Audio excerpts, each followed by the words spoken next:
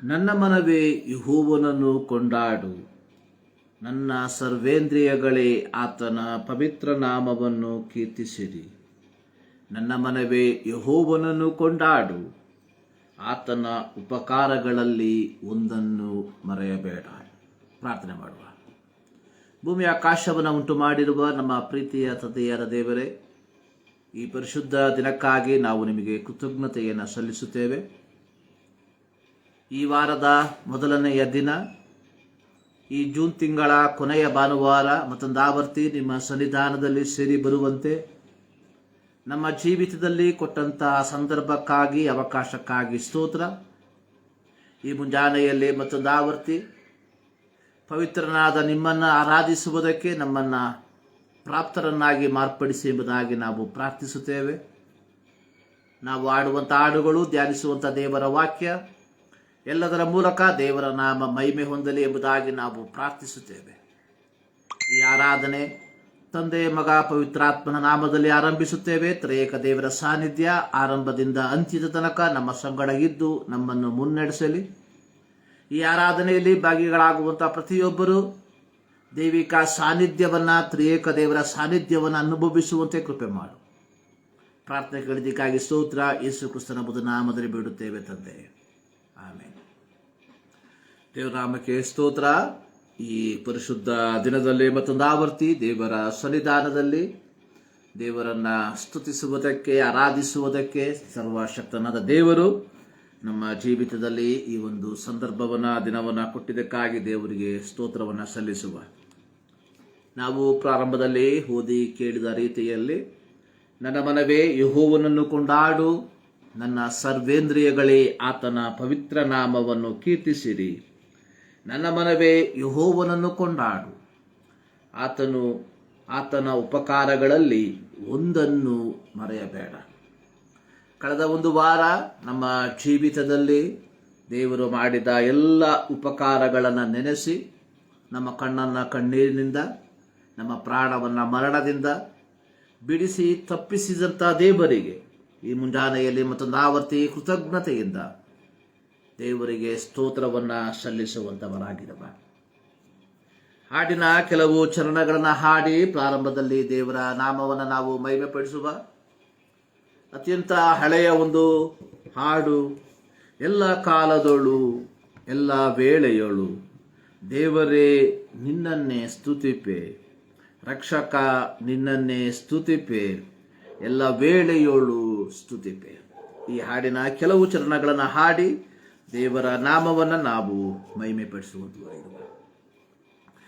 ಎಲ್ಲ ಕಾಲದೋಳು ಎಲ್ಲ ವೇಳೆಯೋಳು ದೇವರೇ ನಿನ್ನನ್ನೇ ಸ್ತುತಿಪೆ,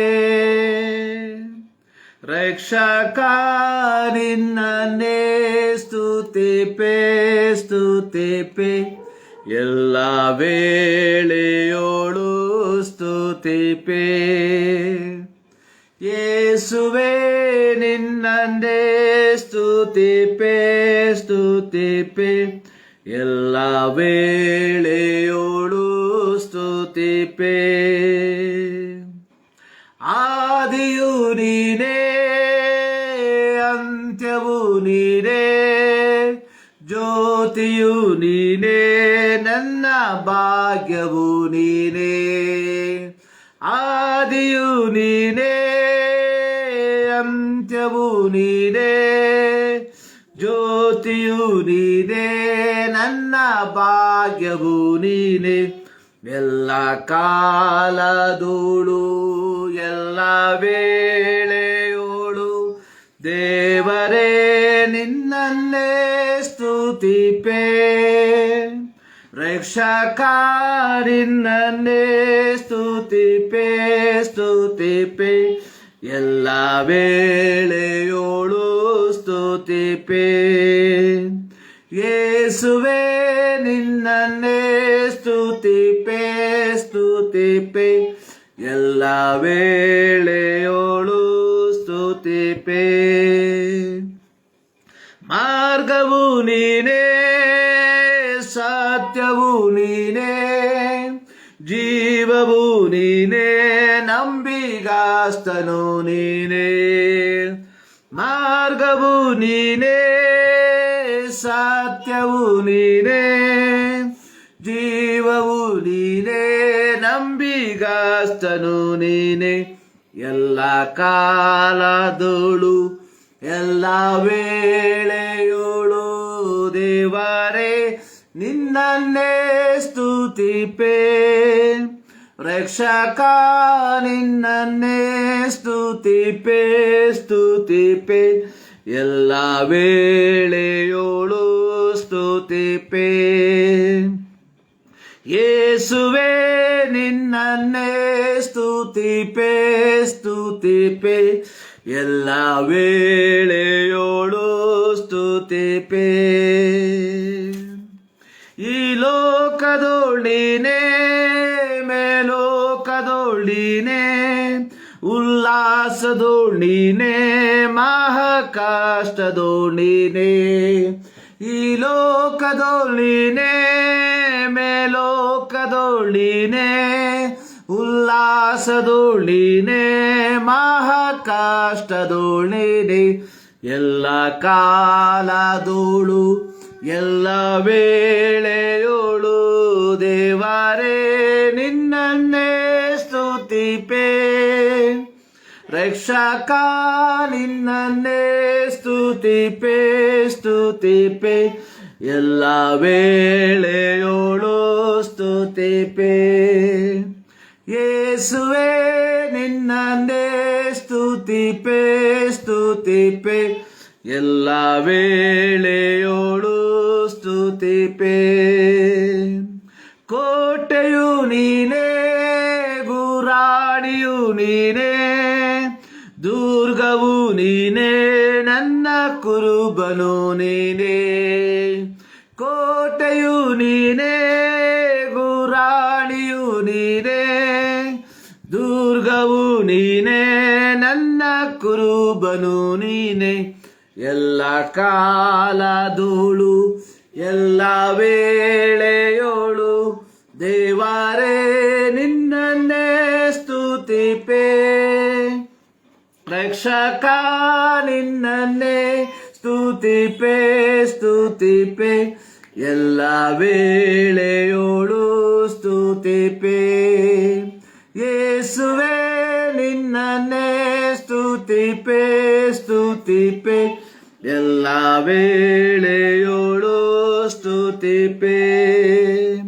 ಮಾನವು ನೀನೇ, ದಾನವು ನೀನೇ, ಪಾನವು ನೀನೇ, ನನ್ನ ಧ್ಯಾನವು ನೀನೇ, ಮಾನವು ನೀನೇ, ದಾನವು ನೀನೇ, ಪಾನವು ನೀನೇ, ನನ್ನ ಧ್ಯಾನವು ನೀನೇ, ಎಲ್ಲ ಕಾಲದೋಳು ಎಲ್ಲ ವೇಳೆಯೋಳು ದೇವರೇ ನಿನ್ನನ್ನೇ ಸ್ತುತಿಪೆ, ರಕ್ಷಕ ನಿನ್ನನ್ನೇ ಸ್ತುತಿಪೆ, ಸ್ತುತಿಪೆ, ಎಲ್ಲ ವೇಳೆಯೋಳು ಸ್ತುತಿಪೆ. ಯೇಸುವೆ ನಿನ್ನನ್ನೇ ಸ್ತುತಿಪೆ, ಸ್ತುತಿಪೆ, ಎಲ್ಲ ವೇಳೆಯೋಳು ಸ್ತುತಿಪೆ. ಹಲ್ಲೆಲೂಯಾ. ಎಲ್ಲ ಕಾಲದೊಳು ಎಲ್ಲ ವೇಳೆಯೋಳು ದೇವರೇ ನಿನ್ನನ್ನೇ ಸ್ತುತಿಪೆ, ರಕ್ಷಕ ನಿನ್ನನ್ನೇ ಸ್ತುತಿಪೆ, ಸ್ತುತಿಪೆ, ಎಲ್ಲ ವೇಳೆಯೋಳು ಸ್ತುತಿಪೆ. ಅರಸನಾದ ದಾವೀದನು ಸೌಲನಿಗೆ ಭಯಪಟ್ಟು ಅಲೆದಾಡುವಂತಹ ಅರಣ್ಯದಲ್ಲಿ ಗುಹೆಗಳಲ್ಲಿ ಅಲೆದಾಡುವಂತಹ ಸಂದರ್ಭದಲ್ಲಿ ಒಮ್ಮೆ ಫಿಲಿಷ್ಟಿಯರ ಪ್ರಭುವಾದ ಅಬಿಮೆಲೆಕನ ಕೈಯಲ್ಲಿ ಸಿಕ್ಕಿ ಹಾಕಿಕೊಂಡ. ದಾವೀದನನ್ನು ಕಂಡಂತಹ ಫಿಲಿಷ್ಟಿಯರು ಅಬಿಮೆಲೆಕನಿಗೆ ಸೌಲನು 1000 ಮಂದಿಯನ್ನು ಕೊಂದನು, ದಾವೀದನು 10,000 ಮಂದಿ ಕೊಂದನು ಎಂಬುದಾಗಿ ಆಡಿದಂತಹ ವ್ಯಕ್ತಿ ಈತನೇ ಎಂಬುದಾಗಿ ಹೇಳಿದ್ರು. ಚರಿತ್ರೆ ನಮಗೆ ಗೊತ್ತು.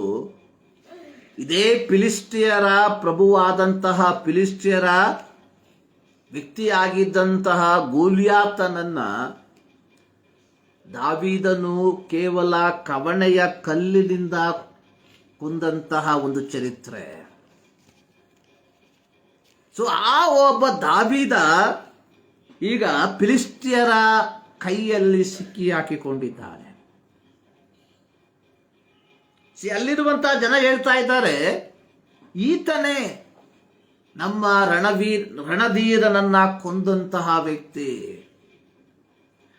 ಆ ಸಂದರ್ಭದಲ್ಲಿ ದಾವೀದನು ಅಭಿಮಲೇಖನ ಮುಂದೆ ತನ್ನನ್ನು ಹುಚ್ಚನಂತೆ ಮಾರ್ಪಡಿಸಿಕೊಂಡು ಅವನ ಬಳಿಯಿಂದ ತಪ್ಪಿಸಿಕೊಂಡಾಗ ರಚಿಸಿದಂತಹ ಒಂದು ಕೀರ್ತನೆ, ನಾನು ಯೆಹೋವನನ್ನು ಎಡಬಿಡದೆ ಕೊಂಡಾಡುವೆನು, ಆತನ ಸ್ತೋತ್ರವು ಯಾವಾಗಲೂ ನನ್ನ ಬಾಯಲ್ಲಿರುವುದು. ಸೊ ನಾವು ಆಡಿದ್ವಿ, ಎಲ್ಲ ಕಾಲದಳು ಎಲ್ಲ ವೇಳೆಯಳು ದೇವರೇ ನಿನ್ನನ್ನೇ ಸ್ತುತಿಪೆ. ನೋಡಿ, ನಮ್ಮ ಜೀವಿತದಲ್ಲಿ ಎಲ್ಲ ಅನುಕೂಲವಾಗಿರುವಾಗ ದೇವರನ್ನ ಸ್ತುತಿಸುವಂಥದ್ದು, ದೇವರನ್ನ ಆರಾಧಿಸುವಂಥದ್ದು ಬಹಳ ಸುಲಭವಾದಂತಹ ಒಂದು ಕೆಲಸ.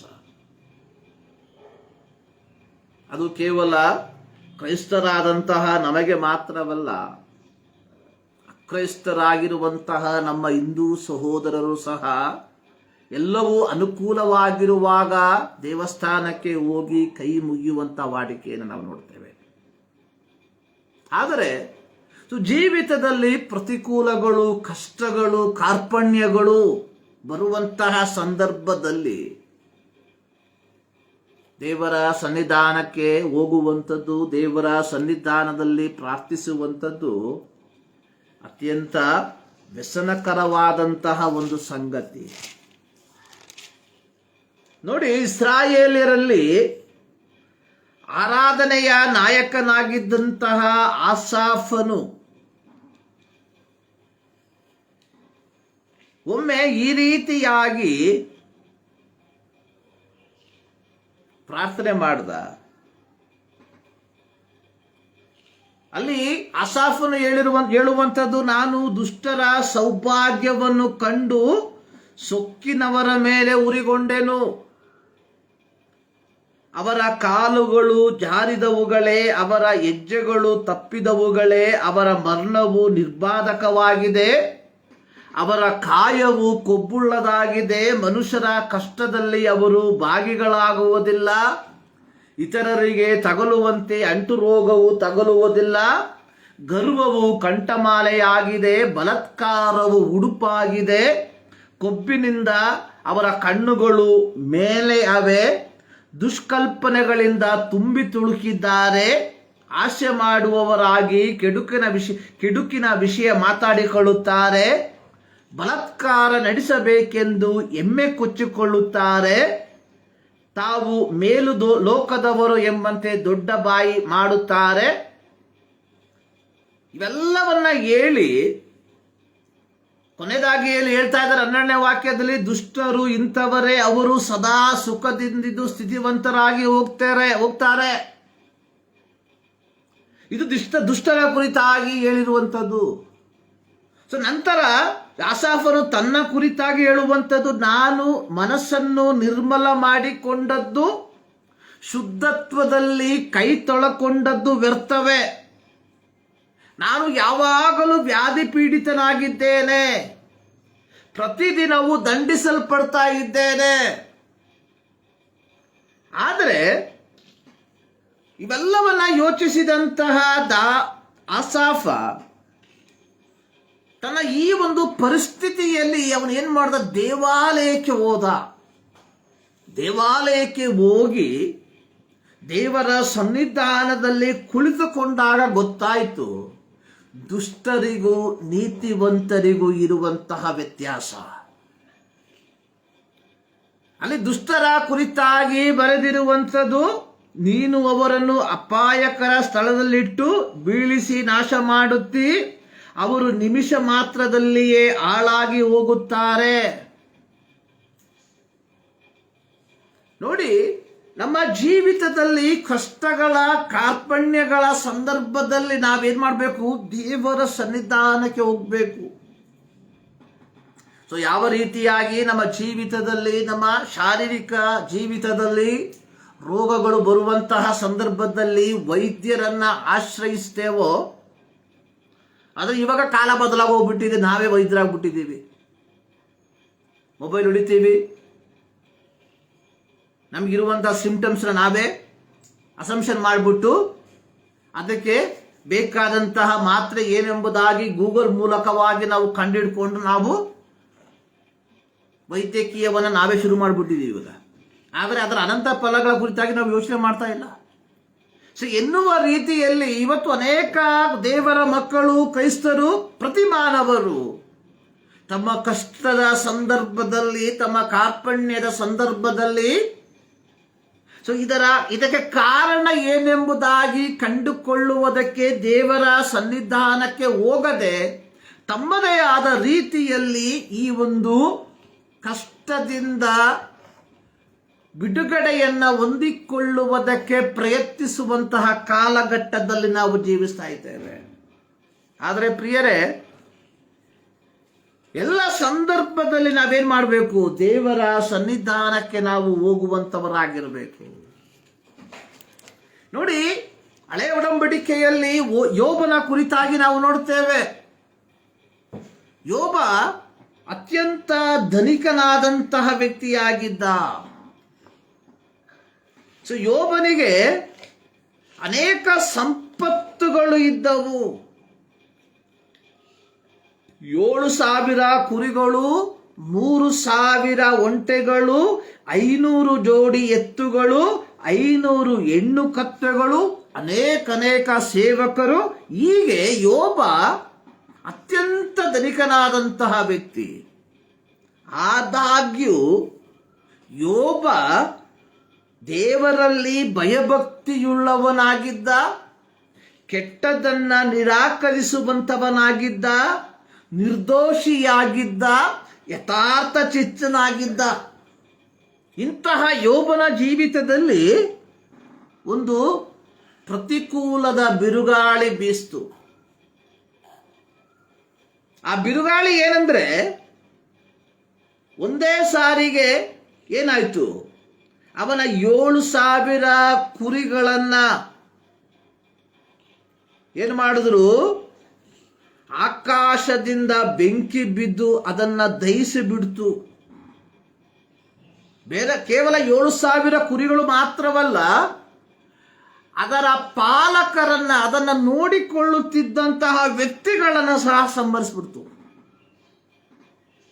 ಅವನಿಂಗೆ ಮಾತಾಡ್ತಾ ಇರ್ಬೇಕಾದ್ರೆ ಇನ್ನೊಬ್ಬ ಬಂದು ಹೇಳ್ತಾ ಇದ್ದಾನೆ, ಕಸ್ತಿಯರು ಬಂದು ನಿನ್ನ 500 ಕತ್ತೆಗಳನ್ನ ಒಂಟೆಗಳನ್ನ ಹೊಡ್ಕೊಂಡು ಹೋಗ್ಬಿಟ್ರು, ಆಳುಗಳನ್ನ ಕೊಂದಾಕ್ಬಿಟ್ರು. ಸೊ ಹೀಗೆ ಒಂದೊಂದು ಅವನಲ್ಲಿದ್ದಂತಹ ಪ್ರತಿಯೊಂದು ವಸ್ತು, ಪ್ರತಿಯೊಂದು ಸಂಪತ್ತು ಅವನನ್ನ ಬಿಟ್ಟು ಹೋಯಿತು.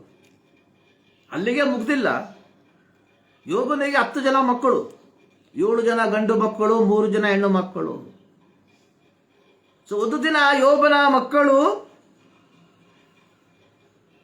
ತಮ್ಮ ಒಬ್ಬರ ಮನೆಯಲ್ಲಿ ಔತಣವನ್ನ ಮಾಡುವಂತಹ ಸಂದರ್ಭದಲ್ಲಿ ಬಿರುಗಾಳಿ ಬೀಸಿ ಮನೆಯ ಮೇಲ್ಛಾವಣಿ ಇವರ ಮೇಲೆ ಬಿದ್ದು ಇವರನ್ನ ಕೊಂದಾಕ್ಬಿಡ್ತು. ಒಂದೇ ಬಾರಿ 10 ಮಕ್ಕಳು ಸತ್ತು ಹೋಗ್ಬಿಟ್ರು. 10 ಮಕ್ಕಳು, ಅವರ ಸೊಸೆಯಂದಿರು, ಅವರ ಗಂಡಂದಿ, ಎಲ್ಲರೂ ಟೋಟಲಿ. ಸೊ ಹೀಗೆ ಒನ್ ಫೈನ್ ಡೇ.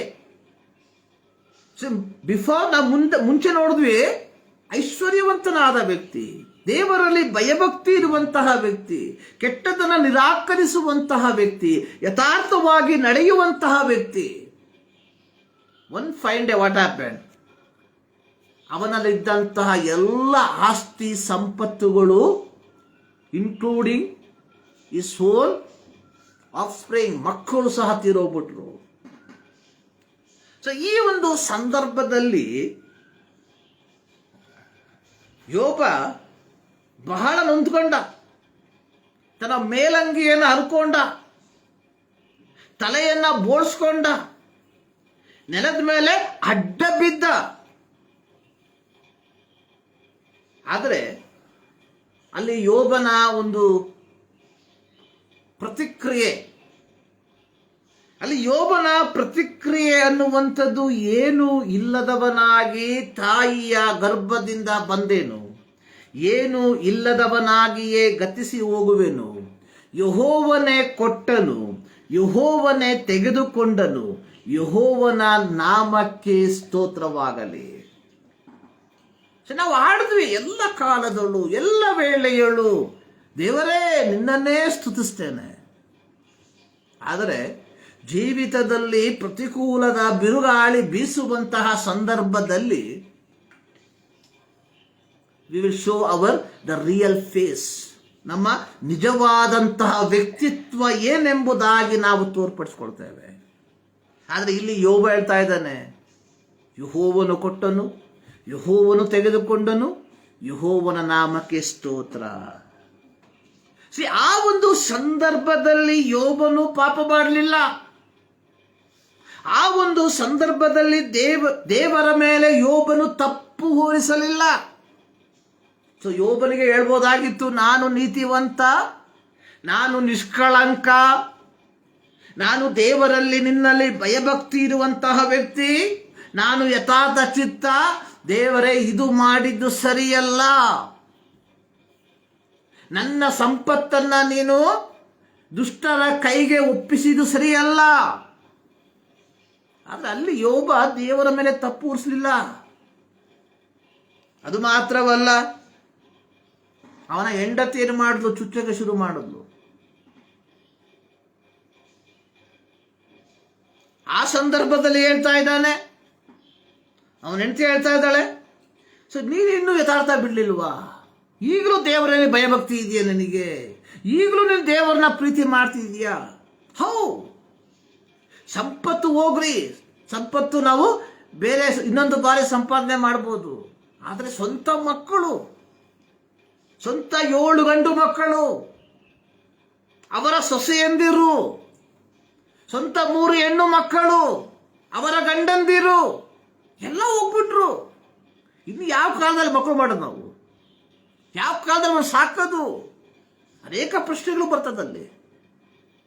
ಅದಕ್ಕೆ ಹೇಳ್ತಾ ಇದ್ದಾಳೆ, ನೀನು ಇನ್ನೂ ನಿನ್ನ ಯಥಾರ್ಥತ್ವವನ್ನು ಬಿಡಲಿಲ್ವಾ?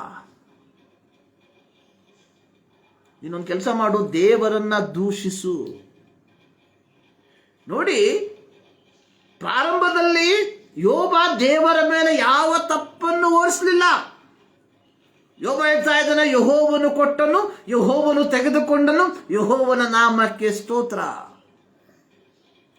ಆದ್ರೆ ಅವನ ಹೆಂಡತಿ ಹೇಳ್ತಾ ಇದ್ದಾಳೆ, ನೀನು ದೇವರನ್ನ ದೂಷಿಸು, ಅಥವಾ ಅಂದ್ರೆ ದೇವರ ಮೇಲೆ ತಪ್ಪು ಹೊರಿಸು. ದೇವರ ಮೇಲೆ ತಪ್ಪು ಹೊರಿಸ್ಬಿಟ್ರೆ ಆಟೋಮೆಟಿಕ್ ಆಗಿ ದೇವರ ಕೋಪ ನಮ್ಮ ಮೇಲೆ ಬರ್ತದೆ, ನಾವು ಸುತ್ತೋಗ್ಬಿಡ್ತೀವಿ, ಅಷ್ಟೇ, ಮುಗೀತು. ಆದ್ರೆ ಯೋಬ ಹೇಳ್ತಾ ಇದ್ದಾನೆ, ಹುಚ್ಚಿ ತರ ಮಾತಾಡಬೇಡ, ನೀನು ಮೂರ್ಖರ ತರ ಮಾತಾಡಬೇಡ. ಸೊ ದೇವರಿಂದ ನಾವು ದೇವರ ಹಸ್ತದಿಂದ ಒಳ್ಳೆಯದನ್ನ ಹೊಂದುತ್ತೇವೆ, ಕೆಟ್ಟದ್ದನ್ನು ಹೊಂದಬಾರದು. ಸೊ ನಾವೆಲ್ಲರೂ ದೇವರಿಂದ ಆರ್ಥಿಕವಾದಂತಹ ಮೇಲುಗಳನ್ನ ಬಯಸ್ತೇವೆ.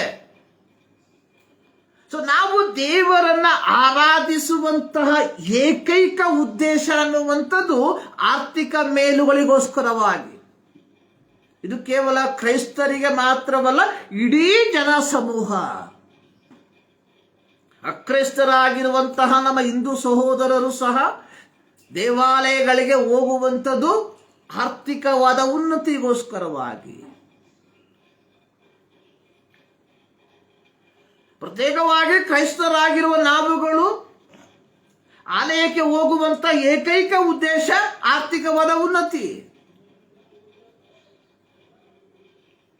ಆದ್ರೆ ಇಲ್ಲಿ ಯೋಬ ಹೇಳ್ತಾ ಇದ್ದಾನೆ, ದೇವರ ಹಸ್ತದಿಂದ ನಾವು ಒಳ್ಳೆಯದನ್ನು ಹೊಂದುತ್ತೇವಷ್ಟೇ. Already we received. ಆದರೆ ಕೆಟ್ಟದ್ದನ್ನು ಹೊಂದಬಾರದು. ನಾನಿದು ಹೇಳೋದಕ್ಕೆ ಕಾರಣ, ನಾವು ಆಡಿದ್ವಿ ಎಲ್ಲ ಕಾಲದೊಳು ಎಲ್ಲ ವೇಳೆಯಳು ದೇವರೇ ನಿನ್ನನ್ನೇ ಸ್ತುತಿಪೆ. ಪ್ರೀತಿಯ ದೇವಜನರೇ, 2025 ಮಧ್ಯ ತಿಂಗಳಿನ ಕೊನೆ ಭಾನುವಾರ ನಾವು ಸೇರಿ ಬಂದಿದ್ದೇವೆ. 2025 ಪ್ರಾರಂಭ ಭಾನುವಾರದಿಂದ ಇಲ್ಲಿಯ ತನಕ ನಾವು ದೇವರಿಂದ ಪ್ಲಸ್ ಅಂಡ್ ಮೈನಸ್ ಆರ್ಥಿಕವಾದಂತಹ ಮೇಲುಗಳನ್ನು, ಅದೇ ರೀತಿ ಆರ್ಥಿಕವಾದ ಹಿನ್ನಡೆಯನ್ನು ಅನುಭವಿಸಿರ್ಬೋದು. ಶಾರೀರಿಕವಾಗಿರುವಂತಹ ಆರೋಗ್ಯವನ್ನು ಅಥವಾ ಅನಾರೋಗ್ಯದ ಮೂಲಕವಾಗಿ ನಾವು ಹಾದೋಗಿರಬಹುದು. ನಮ್ಮ ಪ್ರೀತಿ ಪಾತ್ರರನ್ನು ನಾವು ಕಳ್ಕೊಂಡಿರಬಹುದು.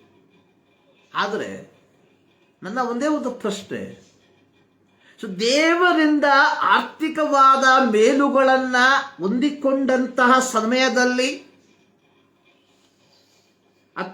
ಮತ್ತೆ ನೀವು ಶಾರೀರಿಕವಾಗಿ ಆರೋಗ್ಯವಾಗಿ ಇದ್ದಂತಹ ಸಂದರ್ಭದಲ್ಲಿ ನೀವು ನೆನೆಸಿದಂತಹ ಎಲ್ಲ ಕಾರ್ಯಗಳು ಅದೇ ಪ್ರಕಾರವಾಗಿ ನಡೆದಂತಹ ಸಂದರ್ಭದಲ್ಲಿ ದೇವರನ್ನ ಸ್ತುತಿಸಿದಂತಹ ರೀತಿ ವಿಧಾನ, ದೇವರಿಂದ ಆರ್ಥಿಕವಾಗಿ ಏನು ಹೊಂದಿಕೊಳ್ಳದೆ ಅನಾರೋಗ್ಯದಲ್ಲಿ ಹಾದು ಹೋದಂತಹ ಸಂದರ್ಭ, ಯೋಚಿಸಿದಂಥದೆಲ್ಲವೂ ತಲೆ ಕೆಳಗಾದಂತಹ ಪರಿಸ್ಥಿತಿ, ಇಂತಹ ಸಂದರ್ಭಗಳಲ್ಲಿ ನಾವು ಹಾದು ಹೋದಾಗ ನಾವು ದೇವರನ್ನ ಆರಾಧಿಸಿದಂತಹ ವಿಧಾನ ಯಾವ ರೀತಿಯಾಗಿತ್ತು ಯೋಚನೆ ಮಾಡಿ. ಯಾವ ರೀತಿ ದೇವರಿಂದ ಆಶೀರ್ವಾದಗಳನ್ನ ಮೇಲುಗಳನ್ನ ಹೊಂದಿಕೊಂಡಾಗ ದೇವರನ್ನ ಪ್ರೀತಿ ಮಾಡಿದ್ದೇವೋ, ದೇವರನ್ನ ಆರಾಧನೆ ಮಾಡಿದ್ದೇವೋ, ಅದೇ ವಿಧದಲ್ಲಿ ನಮ್ಮ ಜೀವಿತದಲ್ಲಿ ಕಷ್ಟ ಕಾರ್ಪಣ್ಯಗಳು ಬಂದಾಗ ದೇವರನ್ನ ಪ್ರೀತಿ ಮಾಡಿದ್ದೇವಾ, ದೇವರನ್ನ ಆರಾಧನೆ ಮಾಡಿದ್ದೇವಾ? ಸಭೆಗೆ ಹೋಗಿರ್ತೇವೆ, ನಾವು ಕಾಣಿಕೆ ಹಾಕಿರ್ತೇವೆ, ಆದರೆ ದಶಮ ಭಾಗ ಕೊಟ್ಟಿರ್ತೇವೆ. ಆದರೆ ವಿತ್ ಅವರ್ ಹಾರ್ಟ್, ನಮ್ಮ ಹೃದಯದಿಂದ ಅಥವಾ ನಮ್ಮ ಹೃದಯದ ಮನೋಭಾವ ಯಾವ ರೀತಿಯಾಗಿತ್ತು ದೇವರನ್ನ ಆರಾಧಿಸಿದಂತಹ ಸಂದರ್ಭದಲ್ಲಿ? ನಾವು ಆಡ್ತೇವೆ ಎಲ್ಲ ಕಾಲದೊಳು ಎಲ್ಲ ವೇಳೆಯಳು ದೇವರೇ ನಿನ್ನನ್ನೇ ಸ್ತುತಿಪೆ. ಪ್ರಿಯರೇ, ನಾವು ಪರಿಸ್ಥಿತಿಯನ್ನ ನೋಡಿ ದೇವರನ್ನ ಆರಾಧಿಸುವಂಥವರು, ದೇವರನ್ನ ಸ್ತುತಿಸುವಂಥವರು ಆಗಿರಬಾರ್ದು. ಅಂದ್ರೆ ಲೌಕಿಕವಾದ ಪರಿಸ್ಥಿತಿಯನ್ನು ನೋಡಿ ದೇವರನ್ನ ಆರಾಧಿಸುವಂಥವರಾಗಿರಬಾರ್ದು. ನಾವು ದೇವರನ್ನ ಆರಾಧಿಸುವಂಥದ್ದು ನಮ್ಮ ಆಧ್ಯಾತ್ಮಿಕತೆಯ ಪರಿಸ್ಥಿತಿಯನ್ನು ನೋಡಿ. ಅಂದ್ರೆ ನಾವೆಲ್ಲರೂ ದೇವರೊಂದಿಗೆ ಯಾವ ಸಂಬಂಧವಿಲ್ಲದವರಾಗಿದ್ವಿ. ಆದಾಮನ ಪಾಪದ ಫಲವಾಗಿ ನಾವು ದೇವರಿಂದ ದೂರ ತಳ್ಳಲ್ಪಟ್ಟವರಾಗಿದ್ವಿ. ಇಂತಹ ನಮ್ಮನ್ನ ಯೇಸು ಕ್ರಿಸ್ತನ ರಕ್ತದ ಮೂಲಕ ನಮಗೆ ಪಾಪ ಕ್ಷಮಾಪಣೆಯನ್ನು ಕಲ್ಪಿಸಿ ದೇವರೊಂದಿಗೆ ಒಂದುಗೂಡಿಸಿರುವಾಗ ಅಥವಾ ದೇವರೊಂದಿಗೆ ಸಂಧಾನ ಮಾಡಿರಲಾಗಿ ಆ ಒಂದು ಮನಸ್ಥಿತಿಯನ್ನ ನಾವು ಯಾವಾಗಲೂ ಗ್ರಹಿಸಿಕೊಂಡು ದೇವರನ್ನ ಸ್ತುತಿಸಬೇಕು.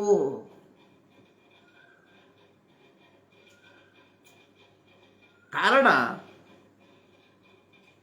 ದೇವರು ತನ್ನ ಮಗನಾದ ಯೇಸು ಕ್ರಿಸ್ತನನ್ನ ಲೋಕಕ್ಕೆ ಕಳುಹಿಸಿ ನಮ್ಮ ಪಾಪಗಳನ್ನ ಅವನ ರಕ್ತದ ಮೂಲಕ ಪರಿಹರಿಸದೆ ಹೋಗಿದ್ರೆ ಇವತ್ತು ನಾವು ಈ ದೇವರನ್ನ ಸ್ತುತಿಸುವುದಕ್ಕೆ ಸಾಧ್ಯವಾಗ್ತಿರಲಿಲ್ಲ.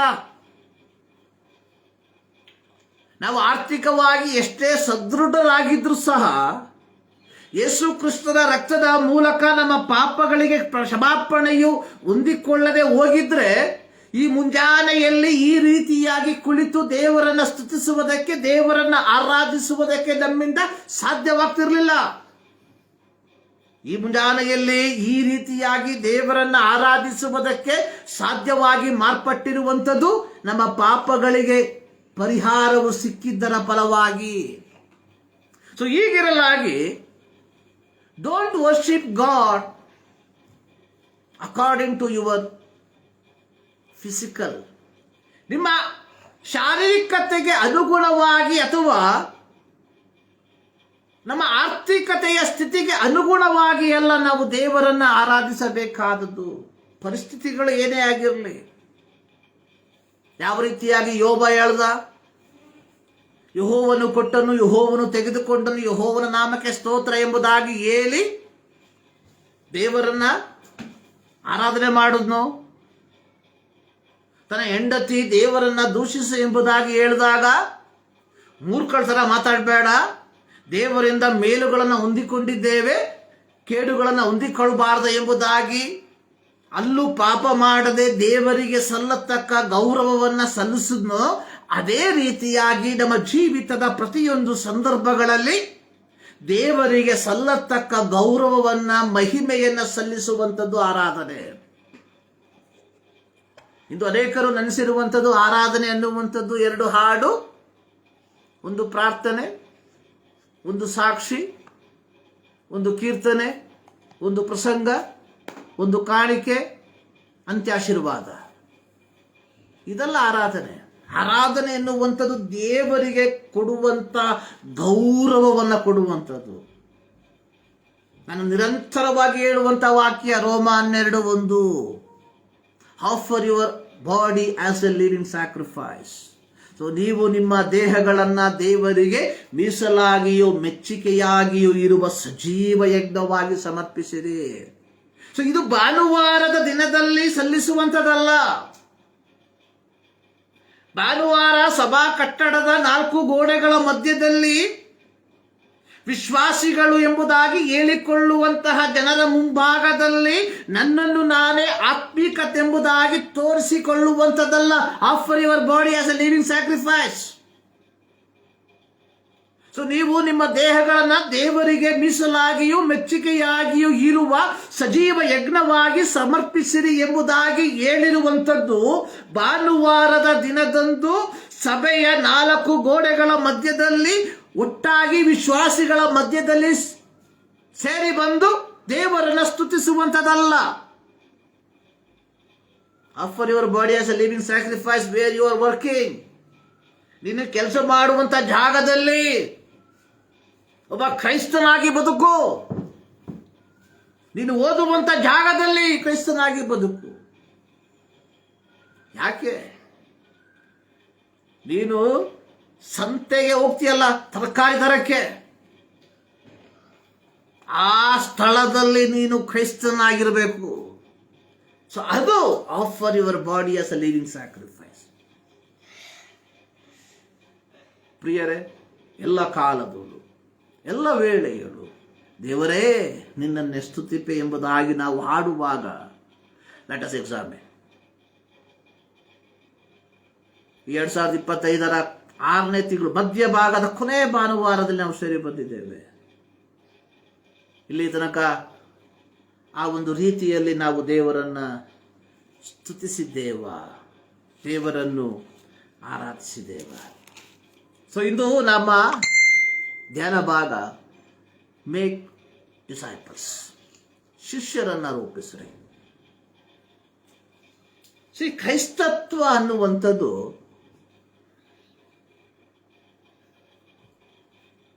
ಅಥವಾ ಕ್ರೈಸ್ತತ್ವದ ಮೂಲ ಧ್ಯೇಯ ಅನ್ನುವಂಥದ್ದು ಮೇಕ್ ಡಿಸೈಪಲ್ಸ್, ಶಿಷ್ಯರನ್ನ ಮಾಡೋದು. ಆದರೆ ಇವತ್ತು ನಾವು ದುರ್ಬೋಧನೆಯ ದೊಡ್ಡ ಒಂದು ಗುಂಡಿಯಲ್ಲಿ ಬಿದ್ದುಬಿಟ್ಟಿದ್ದೇವೆ.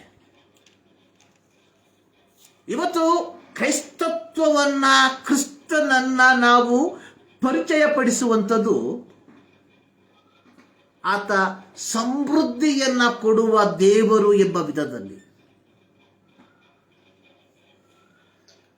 ಆದಿಕಾಂಡದಿಂದ ಪ್ರಕಟಣೆ ಪುಸ್ತಕದ ತನಕ ನಾವು ಕುಲಂಕುಷವಾಗಿ ನಾವು ಪರೀಕ್ಷಿಸುವಂತಹ ಸಂದರ್ಭದಲ್ಲಿ ಈ ಯಾವ ಭಾಗದಲ್ಲಿಯೂ ಸಮೃದ್ಧಿಯ ಕುರಿತಾಗಿ ಬರೆಯಲ್ಪಟ್ಟಿಲ್ಲ.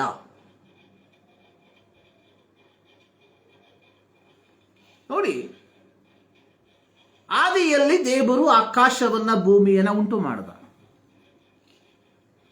In the beginning god created Heaven and the earth. ಮೊದಲನೇ ಅಧ್ಯಾಯದಲ್ಲಿ ಸೃಷ್ಟಿಯ ಪ್ರತಿಯೊಂದು ಹಂತದ ಕುರಿತಾಗಿ ನಾವು ನೋಡ್ತೇವೆ. ಮೊದಲನೇ ದಿನ, ಎರಡನೇ ದಿನ, ಮೂರನೇ ದಿನ, ನಾಲ್ಕನೇ ದಿನ, ಐದನೇ ದಿನ. ಸೊ 6ನೇ ದಿನದಲ್ಲಿ ದೇವರು ತನ್ನ ಹೋಲಿಕೆಗೆ, ತನ್ನ ಸ್ವರೂಪದಲ್ಲಿ ಮನುಷ್ಯನನ್ನ ಸೃಷ್ಟಿ ಮಾಡಿದ. ಮನುಷ್ಯನನ್ನ ಸೃಷ್ಟಿ ಮಾಡಿ ಅವನಿಗೆ ಜೀವಶ್ವಾಸವನ್ನ ಊದಿ ಅವನನ್ನು ಬದುಕಿಸುವ ಪ್ರಾಣಿಯನ್ನಾಗಿ ಮಾಡಿ ಅವನನ್ನು ಎದೇನ್ ತೋಟದಲ್ಲಿ ಸ್ಥಿರಪಡಿಸಿದ. ಸೊ ಅಲ್ಲಿ ಅವನಿಗೆ ಹೇಳಿದ್ದು, ಸೊ ನೀನು ತೋಟವನ್ನ ಕಾಯಬೇಕು, ತೋಟವನ್ನು ವ್ಯವಸಾಯ ಮಾಡಬೇಕು. Along with that, so you can eat all that fruits. So ಈ ತೋಟದಲ್ಲಿರುವ ಎಲ್ಲ ಮರದ ಹಣ್ಣನ್ನು ತಿನ್ನಬಹುದು, ಆದರೆ ತೋಟದ ಮಧ್ಯಭಾಗದಲ್ಲಿರುವ ಮರದ ಹಣ್ಣನ್ನು ತಿನ್ನಬಾರದು. ಆದರೆ ಸೈತಾನನು ಸರ್ಪದ ವೇಷದಲ್ಲಿ ಎದೇನ್ ತೋಟವನ್ನ ಹೊಕ್ಕಿ ಅವಳನ್ನು ವಂಚಿಸಿ ಅವರು ದೇವರ ಮಾತಿಗೆ ಅವಿಧೇಯರಾಗುವಂತೆ ಮಾಡ್ತು. ಆ ಸಂದರ್ಭದಲ್ಲಿ ದೇವರು ಹೇಳಿದ್ದು,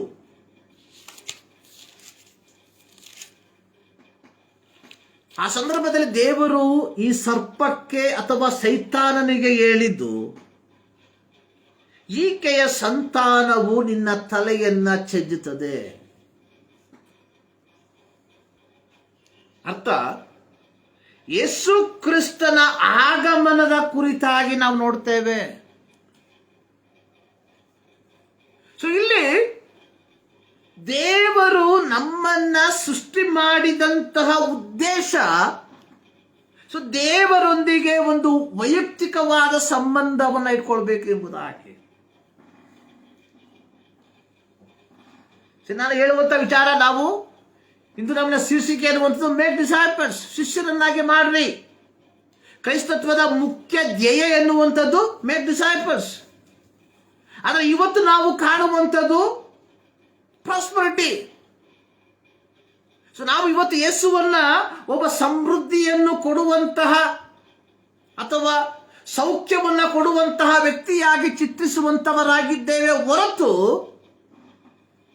ಮನುಷ್ಯನಿಗೆ ಮೋಕ್ಷವನ್ನ, ಪಾಪ ಕ್ಷಮಾಪಣೆಯನ್ನ ಕೊಡುವಂತಹ ವ್ಯಕ್ತಿಯಾಗಿ ನಾವು ಚಿತ್ರಿಸ್ತಾ ಇಲ್ಲ.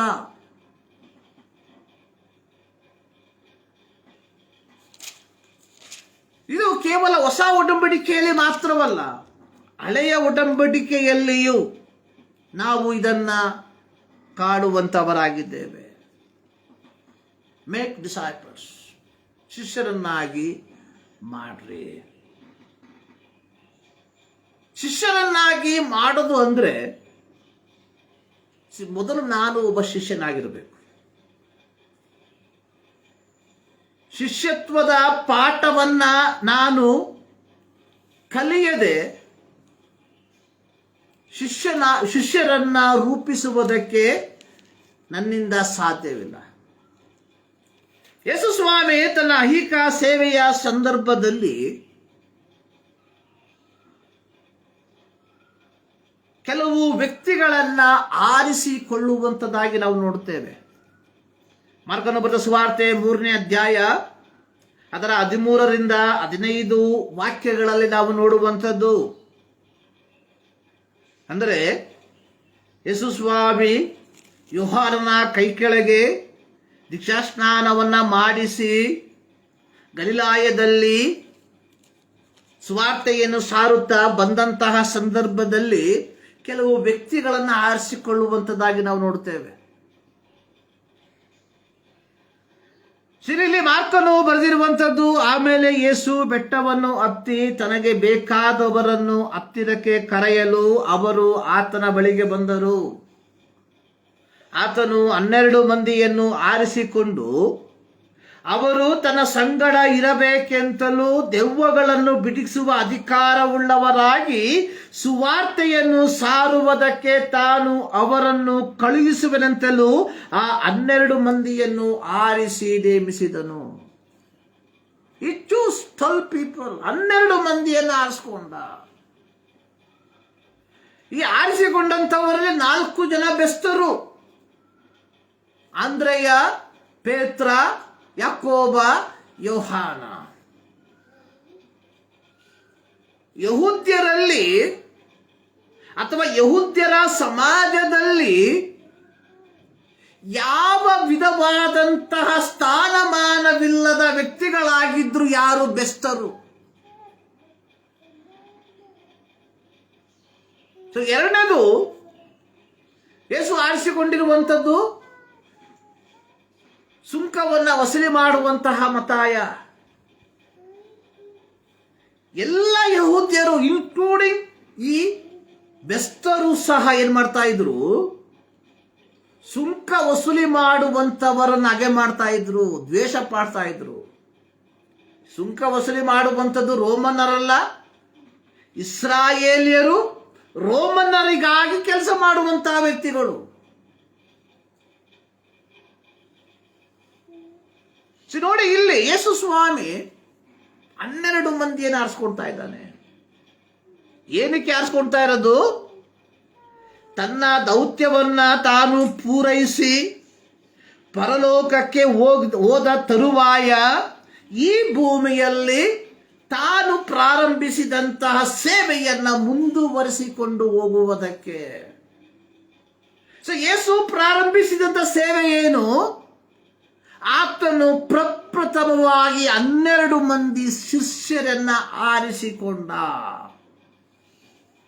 ಯೇಸು ತನ್ನ ದೌತ್ಯವನ್ನ ಪೂರ್ತಿಗೊಳಿಸಿ ಪರಲೋಕಕ್ಕೆ ಹೋದಂತಹ ಸಂದರ್ಭದಲ್ಲಿ ತಾನು ಆರಿಸಿಕೊಂಡ ಶಿಷ್ಯರಿಗೆ ಕೊಟ್ಟಂತಹ ದೌತ್ಯ ಏನು? ಮತ್ತಾಯ 28:19. ಆದ್ದರಿಂದ ನೀವು ಹೊರಟು ಹೋಗಿ ಎಲ್ಲ ದೇಶಗಳ ಜನರನ್ನು ನನ್ನ ಶಿಷ್ಯರನ್ನಾಗಿ ಮಾಡ್ರಿ. ನಮ್ಮ ದೌತ್ಯ, ಪ್ರತಿ ಕ್ರೈಸ್ತನ ದೌತ್ಯ, ಮೇಕ್ ಡಿಸೈಪಲ್ಸ್, ಶಿಷ್ಯರನ್ನ ರೂಪಿಸುವಂಥದ್ದು.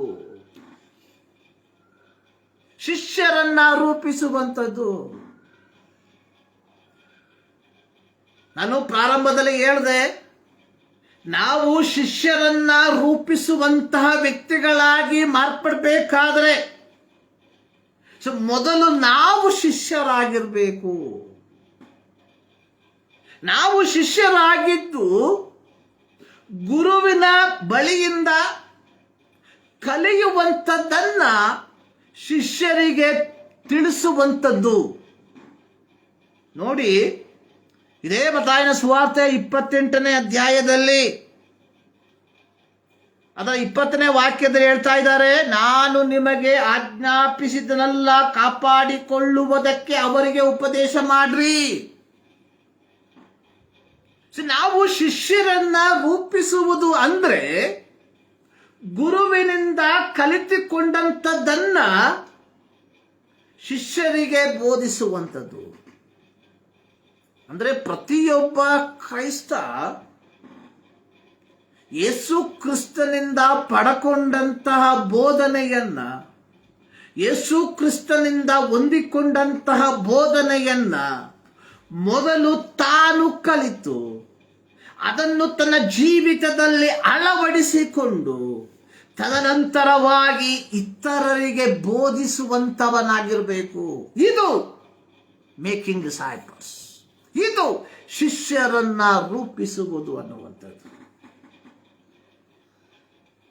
ಪ್ರಿಯರೇ,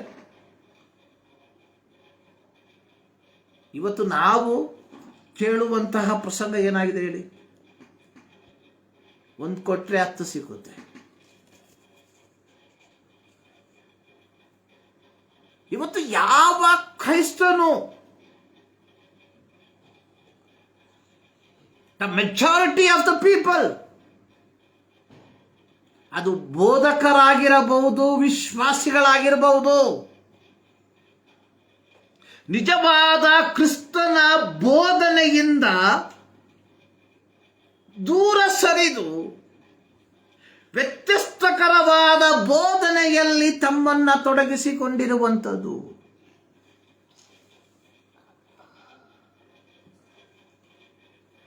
ಮೊದಲನೇ ಬೋಧನೆ ಏನು? ಸಮೃದ್ಧಿ. ಈ ಸಮೃದ್ಧಿಯನ್ನ ಪಡ್ಕೊಳ್ಳೋದಕ್ಕೆ ಮಾರ್ಗ ಇದೆ ನೋಡಿ. ಹಳೆ ಒಡಂಬಡಿಕೆಯಲ್ಲಿ 4ನೆಯ ದಶಾಜ್ಞೆ ಸಬ್ಬತ್ ದಿನವನ್ನು ಮಾನ್ಯವೆಂದು ಎಣಿಸಿರಿ.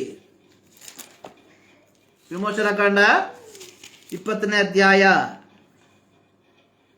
8ನೇ ವಾಕ್ಯ. ಸಬ್ಬತ್ ದಿನವನ್ನು ದೇವರ ದಿನವೆಂದು ಆಚರಣೆಗೆ ತರುವುದಕ್ಕೆ ಜ್ಞಾಪಕದಲ್ಲಿಟ್ಕೊಳ್ಬೇಕು. ಸಬ್ಬತ್. ಆದರೆ ಕಾಲಕ್ರಮೇಣ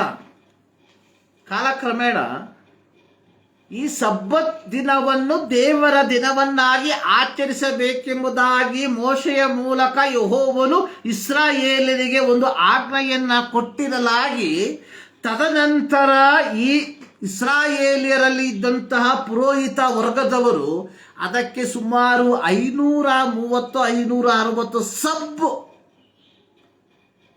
ನಿಯಮಗಳನ್ನು ಸೇರಿಸಿಕೊಂಡ್ರು. ಸೊ ಎನ್ನುವ ರೀತಿಯಲ್ಲಿ ನಾವು ಇವತ್ತು ಸಮೃದ್ಧಿಯನ್ನ ಪಡ್ಕೊಳ್ಬೇಕಾದ್ರೆ ನಾವೇನ್ ಮಾಡಬೇಕು? ಮೊದಲನೇದಾಗಿ ನಾವು ಸಾರುವಂಥದ್ದು, ಬೋಧಕರು ಸಾರುವಂಥದ್ದು, ಈ ದುರ್ಬೋಧಕರು ಸಾರುವಂಥದ್ದು. ಬೋಧಕರು ಅಂತ ಹೇಳಿದ್ರೆ ತಪ್ಪಾಗ್ಬಿಡ್ತದೆ ನನಗೆ.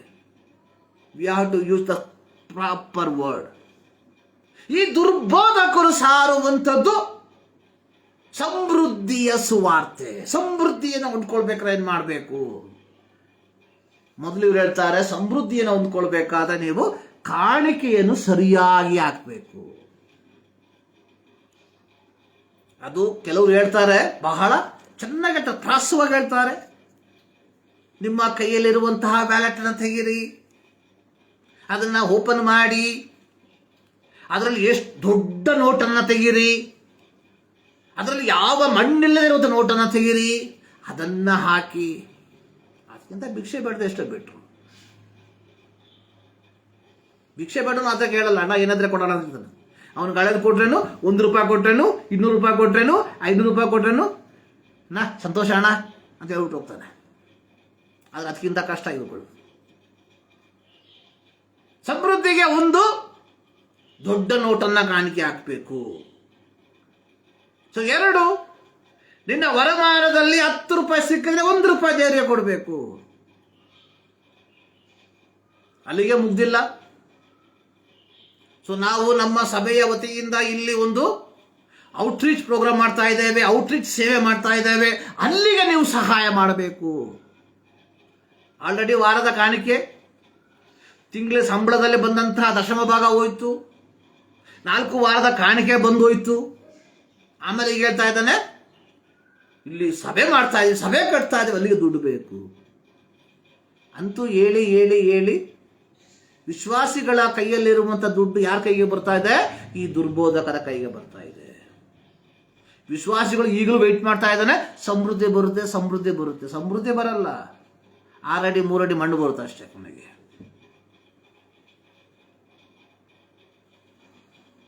ಕ್ರಿಸ್ತನು ನಮಗೆ ಬೋಧಿಸಿರುವಂಥದ್ದೇನು? ಕ್ರಿಸ್ತನು ತನ್ನ ಸಂಗಡ ಇದ್ದಂತಹ ಶಿಷ್ಯರಿಗೆ ಕೊಟ್ಟಂತ ಆಜ್ಞೆ ಏನು? ನೀವು ನನ್ನಿಂದ ಕಲಿತಿರುವಂಥದ್ದನ್ನ ಇವರಿಗೆ ಉಪದೇಶ ಮಾಡ್ರಿ. ಯೇಸು ಸ್ವಾಮಿ ಎಲ್ಲಾದ್ರೂ ತನ್ನ ಶಿಷ್ಯರಿಗೆ ಹೇಳಿದ್ರ, ಪೇತ್ರ ಹೋಗಿ ಮೀನು ಇಟ್ಕೊಂಬ, 10 ಪುಟ್ಟಿ ಮೀನು ಬಂದ್ರೆ 1 ಪುಟ್ಟಿ ನನಗೆ ಕೊಡು, 9 ಪುಟ್ಟಿ ನೀನು ಮಾರ್ಕೊಂತ ಹೇಳಿದ್ನ? ಮತಾಯ ನೀನು ಹೋಗ್ಬಿಟ್ಟು ತೆರಿಗೆ ವಸೂಲಿ ಮಾಡು, ರೋಮದವ್ರಿಗೆ ಕೊಡ್ಬೇಕಾಗಿದ್ದು ರೋಮದವ್ರಿಗೆ ಕೊಡು, ಬಾಕಿಯಲ್ಲಿ 10ರಲ್ಲಿ 1 ಭಾಗ ನನಗೆ ಕೊಡು ಅಂತ ಹೇಳಿದ್ರ? ನೋಡಿ, ಯೇಸು ಸ್ವಾಮಿ ಒಂದು ದಿನ 3 ದಿನ ಕಂಟಿನ್ಯೂ ಪ್ರೀಚಿಂಗ್ ಮಾಡಿದ್ರು. ಸುಮಾರು 5,000 ಜನ ನಿಂತಿದ್ದಾರೆ ಪ್ರಸಂಗ ಕೇಳೋದಕ್ಕೆ. 3 days ಕಂಟಿನ್ಯೂ. 3 ದಿನ ಆದಾಗ ಶಿಷ್ಯರು ಹೇಳಿದ್ರು, ಸ್ವಾಮಿ ಇವರ ಕಳಿಸಪ್ಪ. ಯೇಸು ಸ್ವಾಮಿ ಹೇಳ್ತಾರೆ, ಇವರೇ ಊಟ ಕೊಡಿ. ಯೇಸು ಸ್ವಾಮಿ ಹೇಳಿದ್ನ ಪೇತ್ರನಿಗೆ, ಪೇತ್ರ ಹೋಗ್ಲಾ, ಯಾಕೆಂದ್ರೆ ಅವರು ಪ್ರಸಂಗ ಅಲ್ಲಿ ಎಲ್ಲಿ ಯೇಸು ಬೋಧನೆ ಮಾಡಿದ್ದು ಒಂದು ನಿರ್ಜನವಾದ ಪ್ರದೇಶದಲ್ಲಿ. ಯೇಸು ಸ್ವಾಮಿ ಹೇಳ್ಬೇಕಾಯ್ತು ಪೇತ್ರನಿಗೆ, ಆಂದ್ರೆಯನಿಗೆ, ಯಾಕೋಬನಿಗೆ, ಯೋಹಾನನಿಗೆ, ಒಂದು ಕೆಲಸ ಮಾಡ್ರಲ್ಲ, ದೋಣಿ ತಗೊಂಡು ಹೋಗಿ ಬಲೆ ಹಾಕಿ ಮೀನು ಹಿಡ್ಕೊಂಡ್ ಬನ್ನಿ. ಹಾಗೆ ಮೀನು ರೆಡಿ ಆಯ್ತು. ಮತ್ತಾಯಿ ಹೇಳ್ಬೇಕಾಯ್ತು, ಮತ್ತಾಯ ನೀನು ಹೋಗು, ವಸೂಲಿ ಮಾಡು, ತೆರಿಗೆ ವಸೂಲಿ ಮಾಡು, ಅದರಿಂದ ರೊಟ್ಟಿ ಇಸ್ಕೊಂಬ. ರೊಟ್ಟಿಗೆ ರೊಟ್ಟಿ ಆಯ್ತು, ಮೀನಿಗೆ ಮೀನಾಯ್ತು. ಹಂಗ ಯೇಸು ಸ್ವಾಮಿ ಅವರನ್ನ ಪೋಷಣೆ ಮಾಡಿದ್ದು. ಸೊ ನಾವಾಗಿದ್ರೆ ಹಂಗೆ ಮಾಡ್ತಾ ಇದ್ವಿ. ಯೇಸು ಸ್ವಾಮಿ ಏನು ಮಾಡ್ದ? ನೀವೇ ಊಟ ಕೊಡ್ರಿ. ಅವ್ರು ಹೇಳ್ತಾರೆ, ಸ್ವಾಮಿ 200 ಬೇಕು, 200 ಧರ್ಮ್ಸ್ ಬೇಕು. ಆಗ ತೋಮ ಬಂದು ಹೇಳ್ದ, ನೋಡಪ್ಪ ಇಲ್ಲಿ ಒಬ್ಬರ ಹತ್ರ 5 ರೊಟ್ಟಿ ಇದೆ, 2 ಮೀನಿದೆ, ಬ್ರಿಂಗ್ ಇಟ್. ಈ ಬ್ಲಸ್ಟ್. ಸೊ ಯೇಸು ಸ್ವಾಮಿ ಅವರಿಗೆ ಗುಣಪಡಿಸ್ತ. ಆದರೆ ನಾವು ಹಂಗಲ್ಲ. ನಾವು ನೋಡ್ತೀವಿ ನಮ್ಮ ಸಭೆಯಲ್ಲಿ ಯಾರಿದ್ದಾರೆ, ಪೇಂಟ್ರ್ ಯಾರಿದ್ದಾರೆ, ಬಂದು ಹೊಡಿಲ್ಲ ಫ್ರೀಯಾಗಿ ಪೇಂಟು. ನಾವು ನೋಡ್ತೀವಿ ನಮ್ಮ ಸಭೆಯಲ್ಲಿ ಯಾರು ತಾಬೂಕು ಮಾಡ್ತಾವ್ರೆ, ಕಳಿಸ್ಲಾ ತಾಬೂಕು. ಆಲ್ರೆಡಿ ಸಭೆ ಕಟ್ಟೋದಕ್ಕೆ ದುಡ್ಡು ಕೊಟ್ಟಿದ್ದಾರೆ, ಆಲ್ರೆಡಿ ಭಾಗ ಹಾಕಿದ್ದಾರೆ. ಅಲಾಂಗ್ ವಿತ್ ದಟ್ ಎಷ್ಟು ಕಸ್ಕೊಳಕ್ಕಾಗುತ್ತೋ ಅಷ್ಟು ನಾವು ಕಸ್ಕೊಂಡ್ಬಿಡ್ತೀವಿ. ಅದಾ ಹೇಳಿದ ಯೇಸು ಸ್ವಾಮಿ, ಅಥವಾ ಆ ಮಾದರಿಯನ್ನ ಯೇಸು ಸ್ವಾಮಿ ತೋರಿಸಿದ್ದು. ಯೇಸು ಸ್ವಾಮಿ ಏನು ಹೇಳಿದ್ದಾನೆ? ಸೊ ನೀವು ನಾನು ನಿಮಗೆ ಬೋಧಿಸಿದ್ದನ್ನ ಅವರಿಗೆ ಬೋಧಿಸಿ ಅವರನ್ನ ಶಿಷ್ಯರನ್ನಾಗಿ ಮಾಡ್ರಿ. ಪ್ರೀತಿಯ ದೇವ ಜನರೇ, it is our responsibility to make disciples. ಇದು ನಮ್ಮ ಕರ್ತವ್ಯವಾಗಿದೆ, ಶಿಷ್ಯರನ್ನ ರೂಪಿಸುವಂಥದ್ದು. ನೋಡಿ, ಶಿಷ್ಯರನ್ನ ನಾವು ರೂಪಿಸಬೇಕಾದ್ರೆ ಮೊದಲು ನಾವು ಶಿಷ್ಯರಾಗಿರಬೇಕು. ಅದಕ್ಕೆ ಸರ್ವಶಕ್ತನಾದ ದೇವರು ಹಳೆ ಒಡಂಬಡಿಕೆಯಲ್ಲಿ ಒಂದು ವಿಚಾರವನ್ನು ಹೇಳಿದ್ದಾನೆ. ಧರ್ಮೋಪದೇಶ ಕಾಂಡ 6ನೇ ಅಧ್ಯಾಯದಲ್ಲಿ ಐಗುಪ್ತ ದೇಶದಿಂದ ಬಿಡುಗಡೆ ಮಾಡಿ ಇಸ್ರಾಯೇಲ್ ಮಕ್ಕಳನ್ನ ಮರುಭೂಮಿಯಲ್ಲಿ ನಡೆಸಿಕೊಂಡು ಹೋಗುವಂತಹ ಸಂದರ್ಭದಲ್ಲಿ ಸರ್ವಶಕ್ತನಾದ ದೇವರು ಹೇಳಿದಂತಹ ಒಂದು ಮಾತು ಏನು ಹೇಳಿದ್ದಾರೆ ನೋಡಿ. ಅಲ್ಲಿ ಹೇಳಿರುವಂತಹ ಒಂದು ವಾಕ್ಯ,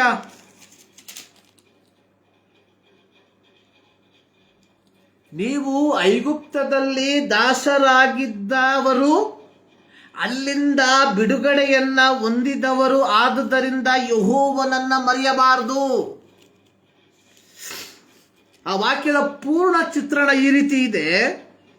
ನೀವು ಕಟ್ಟದ ಒಳ್ಳೆಯ ದೊಡ್ಡ ಪಟ್ಟಣಗಳನ್ನು, ನೀವು ಕೂಡಿಸದ ಉತ್ತಮ ವಸ್ತುಗಳಿಂದ ತುಂಬಿದ ಮನೆಗಳನ್ನು, ನೀವು ಅಗಿಯದ ನೀರುಗುಂಡಿಗಳನ್ನು, ನೀವು ಬೆಳೆಸದ ದ್ರಾಕ್ಷೆ ತೋಟಗಳನ್ನು, ಎಣ್ಣೆ ಮರಗಳನ್ನು ಅನುಭವಿಸುತ್ತಾ ತೃಪ್ತರಾಗಿರುವಾಗ ಐಗುಪ್ತ ದೇಶದಲ್ಲಿ ದಾಸರಾಗಿದ್ದ ನಿಮ್ಮನ್ನು ಬಿಡುಗಡೆ ಮಾಡಿದ ಯೆಹೋವನನ್ನು ಮರೆಯಬಾರದು. ಇದಕ್ಕೂ ಮೇಕ್ ಡಿಸೈಪಲ್ಗೂ ಏನು ಸಂಬಂಧ? ಪ್ರಶ್ನೆ ಬರ್ತದೆ, ಹೌದಲ್ವ? ಏನು ಸಂಬಂಧ ನೋಡಿ. 12ನೇ ವಾಕ್ಯದಲ್ಲಿ ಹೇಳಿರುವಂಥದ್ದು, ಐಗುಪ್ತ ದೇಶದಲ್ಲಿ ದಾಸರಾಗಿದ್ದ ನಿಮ್ಮನ್ನು ಬಿಡುಗಡೆ ಮಾಡಿದ ಯೆಹೋವನನ್ನು ಮರಿಬಾರದು. ಪಾಪದ ದಾಸರಾಗಿದ್ದ ನಮ್ಮನ್ನ ಯೇಸು ಕ್ರಿಸ್ತನ ರಕ್ತದ ಮೂಲಕ ನಮಗೆ ಪಾಪ ಕ್ಷಮಾಪಣೆಯನ್ನು ಕೊಟ್ಟು ದೇವರ ಮಕ್ಕಳೆಂಬ ಪದವಿಯಲ್ಲಿ ದೇವರು ನಮ್ಮನ್ನು ನಡೆಸಿರುವಾಗ ನಾವು ಹೊಂದಿಕೊಂಡಂತ ಆಶೀರ್ವಾದದಲ್ಲಿ ನಾವು ಹಿಗ್ಗುವಂಥದ್ದಲ್ಲ, ಬದಲಿಗೆ ನಮ್ಮ ಸಮಸ್ವಭಾವದವರು, ನಮ್ಮ ಸ್ವಂತದವರು, ನಮ್ಮ ಬಂಧು ಮಿತ್ರರು, ನಮ್ಮ ಸ್ನೇಹಿತರು ಈ ರಕ್ಷಣೆಯನ್ನ ಅನುಭವಿಸದೆ ಪಾಪದ ಅಂಧಕಾರದಲ್ಲಿ, ಪಾಪದ ಅಧೀನದಲ್ಲಿ ಬಿದ್ದಿರುವಾಗ, ಸೊ ನಿನ್ನನ್ನ ರಕ್ಷಿಸಿದ ದೇವರನ್ನ ನೆನೆಸಿ ಅವರಿಗೆ ಸುವಾರ್ತೆಯನ್ನ ಸಾರು. Make them disciples. ಪ್ರಿಯರೇ, ನಾನಾಯ್ತು, ನನ್ನ ಕುಟುಂಬ ಆಯ್ತು, ಎನಫ್. ಅದಲ್ಲ ಜೀವಿತ.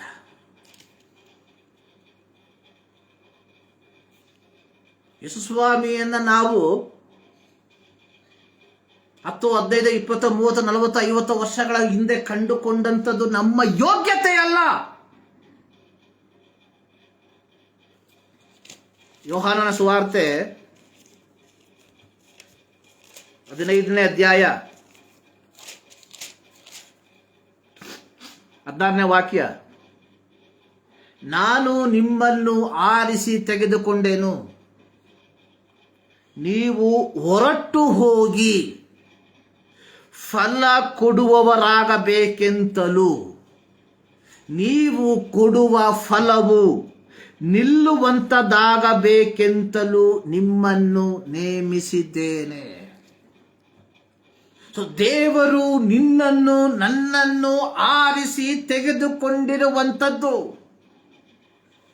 ಟು ಮೇಕ್ ಡಿಸೈಪಲ್ಸ್, ಜನರನ್ನ ಶಿಷ್ಯರನ್ನಾಗಿ ಮಾರ್ಪಡಿಸುವುದಕ್ಕೋಸ್ಕರವಾಗಿ.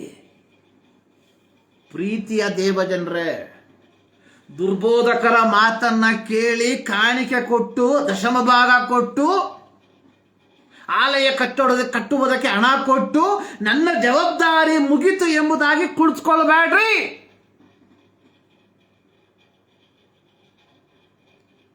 ಕಾಣಿಕೆ ಕೊಡೋದ್ರಿಂದ ನಾನು ಯಾವ ಶಿಷ್ಯನನ್ನ ರೂಪಿಸ್ತಾ ಇಲ್ಲ. ದಶಮ ಭಾಗ ಕೊಡೋದ್ರಿಂದ ನಾನು ಯಾವ ಶಿಷ್ಯನನ್ನ ರೂಪಿಸ್ತಾ ಇಲ್ಲ. ಸೊ ನೀನು ನಾನು ಶಿಷ್ಯರನ್ನ ರೂಪಿಸ್ಬೇಕಾದ್ರೆ ನಾವೇನ್ ಮಾಡ್ಬೇಕು? ಮತ್ತಾಯನ ಸುವಾರ್ತೆ 5ನೇ ಅಧ್ಯಾಯ ಅಲ್ಲೇನು ಬರೆಯಲ್ಪಟ್ಟಿದೆ? ನೀವು ಭೂಮಿಗೆ ಉಪ್ಪಾಗಿದ್ದೀರಿ. ನಾನು ಭೂಮಿಗೆ ಉಪ್ಪೇನು ರುಚಿ ಕೊಡುವಂಥದ್ದು. ಸೊ ನನ್ನ ಜೀವಿತ ಅಥವಾ ನನ್ನ ಒಡನಾಟ ನನ್ನ ಸುತ್ತಮುತ್ತಲಿನ ಜನಕ್ಕೆ ಕ್ರೈಸ್ತತ್ವದ ರುಚಿಯನ್ನ ಕೊಡುವಂಥದ್ದಾಗಿರಬೇಕು. Make disciple.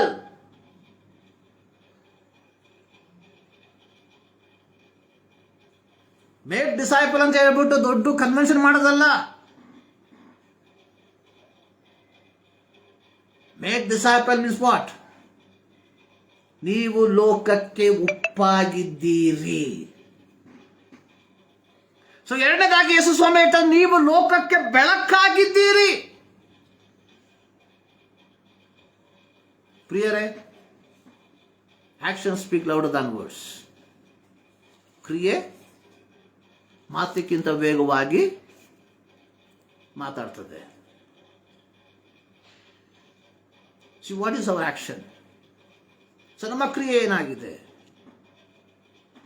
ನಾವು ಶಿಷ್ಯರನ್ನ ರೂಪಿಸುವಂತಹ ವ್ಯಕ್ತಿಗಳಾಗಿದ್ದೇವಾ? ಅಥವಾ ನಮ್ಮ ಜೀವಿತವನ್ನು ನೋಡಿ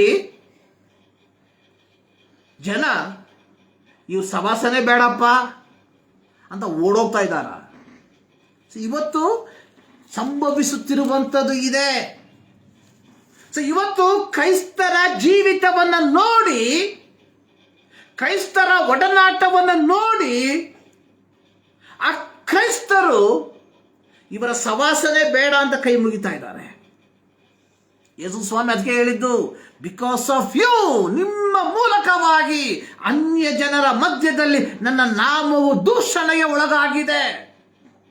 because our life is so much. ಅಷ್ಟರ ಮಟ್ಟಿಗೆ ಕ್ರೈಸ್ತತ್ವಕ್ಕೆ, ಕ್ರಿಸ್ತನಿಗೆ ಅಸಹ್ಯ ಬರುವಂತಹ ಜೀವಿತವನ್ನು ಜೀವಿಸುವಂತ ವ್ಯಕ್ತಿಗಳು ಇದ್ರೆ ಅದು ಕ್ರೈಸ್ತರು ಮಾತ್ರ.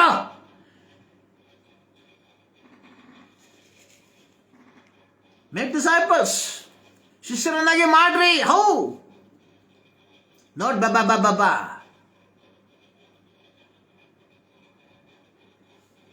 ಅಗಸ್ಟಿನ್ ಹೇಳಿದ್ರು, ಸೆಂಟ್ ಅಗಸ್ಟಿನ್ ಹೇಳಿದ್ರು. ಸೊ ನಮಗೆ ಇವರೆಲ್ಲ ನಮಗೆ ಪ್ರತ್ಯೇಕವಾಗಿ ನಮ್ಮ we Pentecost people we don't like saint Augustine. Oh no no no no. ಏನ್ ಹೇಳಿದ್ರು saint Augustine? Preach the gospel, ಸುವಾರ್ತೆಯನ್ನ ಸಾರು. When it is needed use the word. ಅವಶ್ಯವಿದ್ದಲ್ಲಿ ಮಾತ್ರ ಮಾತನ್ನ ಉಪಯೋಗಿಸು. Preach the gospel by action. ಕ್ರಿಯೆಗಳ ಮೂಲಕ ಸುವಾರ್ತೆಯನ್ನ ಸಾರು. ಸೊ ನಾವೆಲ್ಲ ರೆಡಿ ಆಗ್ಬಿಟ್ಟಿದ್ದೀವಿ ಮೇಲೆ ಹೋಗಕ್ಕೆ. ಮೇಲೆ ಹೋಗ್ಬಿಟ್ಟು ನಾವು ಹೇಳ್ತೀವಿ, ಏನ್ ಹೇಳ್ತೀವಿ? ಅದನ್ನು ಬರ್ತಿದೆ ಸ್ವಾಮಿ. No excuse. ಬಚಾವಾಗೋದಕ್ಕೆ ಚಾನ್ಸೇ ಇಲ್ಲ. ಏನ್ ಹೇಳಿದ್ರು ಯೇಸು ಸ್ವಾಮಿ? ಏನ್ ಹೇಳಿದ್ದಾರೆ? ಮತ್ತಾಯ ಸುವಾರ್ತೆ 7ನೇ ಅಧ್ಯಾಯ, ನನ್ನನ್ನು ಸ್ವಾಮಿ ಸ್ವಾಮಿ ಅನ್ನುವವರೆಲ್ಲರೂ ಪರಲೋಕ ರಾಜ್ಯಕ್ಕೆ ಸೇರುವರೆಂದು ನೆನೆಸಬೇಡ್ರಿ. ಪರಲೋಕದಲ್ಲಿರುವ ನನ್ನ ತಂದೆಯ ಚಿತ್ತದಂತೆ ನಡೆಯುವವನೇ ಪರಲೋಕ ರಾಜ್ಯಕ್ಕೆ ಸೇರುವನು. ಸ್ವಾಮಿ ಸ್ವಾಮಿ, ನಿನ್ನ ಹೆಸರಿನ ಮೇಲೆ ಅನೇಕ ಮಹತ್ ಕಾರ್ಯಗಳನ್ನು ಮಾಡಿದ್ದೇವೆ. ಹೌದು, ಇವತ್ತು ಅನೇಕರು ಬಂದಿದ್ದಾರೆ. ಕೈ ಇಟ್ಟ ರೋಗಿಗಳು, ದೆವ್ವಗಳು ಓಡ್ತಾವೆ. ಆದರೆ ಆ ದಿನದಲ್ಲಿ ಅನೇಕರು ಬಂದು ಹೇಳ್ತಾರೆ, ಸ್ವಾಮಿ ನಿನ್ನ ಹೆಸರಿನಲ್ಲಿ ಬೋಧನೆ ಹೇಳಿದೆವು. Make disciple means what? Preach the gospel. ಅವತ್ತು ಹೇಳ್ತಾರೆ, ಸ್ವಾಮಿ ನಾವು ಬೋಧನೆ ಮಾಡಿದ್ವಿ ಸ್ವಾಮಿ, ಇವ್ರು ಬಂದಿಲ್ಲ, ನಾವೇನ್ ಮಾಡಬೇಕು? ನಿನ್ ಜೀವಿತ ಹೆಂಗಾಯ್ತಲ್ಲಿ? How is your life? So ಬೆಂಗಳೂರಲ್ಲಿ ವಾಸ ಮಾಡುವಂತಹ ನಾನು, ವರ್ಮವಗ್ರದಲ್ಲಿ ವಾಸ ಮಾಡುವಂತಹ ನಾನು, ಸೊ ಇಲ್ಲಿ ನನ್ನ ಜೀವಿತ ಎಕ್ಕುಟ್ಕೊಂಡು ಹೋಗಿದ್ರೆ ನಾನು ಕೇರಳದಲ್ಲಿ ಹೋಗಿ ಪ್ರಸಂಗ ಮಾಡಿ ಏನು ಉಪಯೋಗ?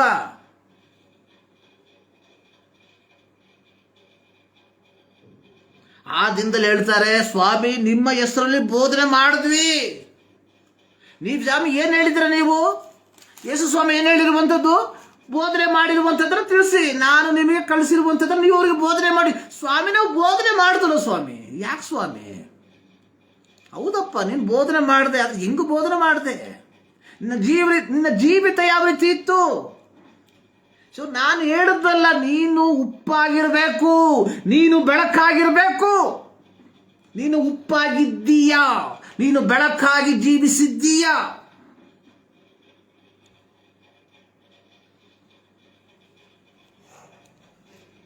ಇವತ್ತು ಅನೇಕ ಕಡೆ ಕ್ರೈಸ್ತರನ್ನ ನೋಡಿದ್ರೆ ಜೊತೆ ಕೆಲಸದವರಿಗೆ ಪಿಶಾಚಿ ನೋಡತಾರ. ಯಾಕೆ? Same, they look like same ಪಿಶಾಚಿ. ಕ್ರೈಸ್ತತ್ವದ ಎಳ್ಳು ಏನು, ಆ ಲವಲೇಶ ಗುಣ ಅವರಲ್ಲಿಲ್ಲ. ನಾನು ಅದಕ್ಕೆ ಅನೇಕ ಕಡೆ ಹೇಳಿದ್ದೇನೆ, ಈ ಒಂದು ಮೀಡಿಯಾ ಮೂಲಕವಾಗಿ ನಾನು ಹೇಳ್ತೇನೆ. What Mahatma Gandhi said. ಮಹಾತ್ಮ ಗಾಂಧಿ ಏನ್ ಹೇಳಿದ್ರು? I love Christ, I love the teaching of Christ. ಕ್ರಿಸ್ತನನ್ನ ಪ್ರೀತಿ ಮಾಡ್ತೇನೆ, ಕ್ರಿಸ್ತನ ಬೋಧನೆಯನ್ನ ಪ್ರೀತಿ ಮಾಡ್ತೇನೆ. But I hate Christianity. ಕ್ರೈಸ್ತರನ್ನ ದ್ವೇಷ ಮಾಡ್ತೇನೆ. Because they are not walk according to Christ teaching. ಕ್ರಿಸ್ತನ ಬೋಧನೆಯ ಪ್ರಕಾರವಾಗಿ ಅವರು ಬದುಕ್ತಾ ಇಲ್ಲ. Shame on us. ಅವತ್ತು ಇವತ್ತು same. There's no change. Make disciples. See, it's a great commission that's given by God. ಯೇಸು ಕ್ರಿಸ್ತನಿಂದ ನಮಗೆ ಕೊಟ್ಟಿರುವಂತಹ ಗ್ರೇಟ್ ಕಮಿಷನ್, ಮೇಕ್ ಡಿಸೈಪಲ್, ಶಿಷ್ಯರನ್ನು ರೂಪಿಸಿರಿ. But how? ಯಾವ ರೀತಿಯಾಗಿ? ಪ್ರಿಯರೇ, ಕೇವಲ ಬೋಧನೆ ಮಾಡೋದ್ರಿಂದ ಆಗಲ್ಲ, ಕನ್ವೆನ್ಷನ್ ನಡೆಸೋದ್ರಿಂದ ಆಗಲ್ಲ, ಹಳ್ಳಿಗಳಲ್ಲಿ ಸಭೆ ಕಟ್ಟೋದ್ರಿಂದ ಆಗಲ್ಲ. ಟು ಮೇಕ್ ಡಿಸೈಪಲ್, ಶಿಷ್ಯರನ್ನ ರೂಪಿಸಬೇಕಾದ್ರೆ ಮೊದಲು ನಾನು ಶಿಷ್ಯನಾಗಿರ್ಬೇಕು. ನಾನು ಕ್ರಿಸ್ತನ ಬೋಧನೆಯ ಅಡಿಯಲ್ಲಿ ಜೀವಿಸುವಂತವನಾಗಿರ್ಬೇಕು.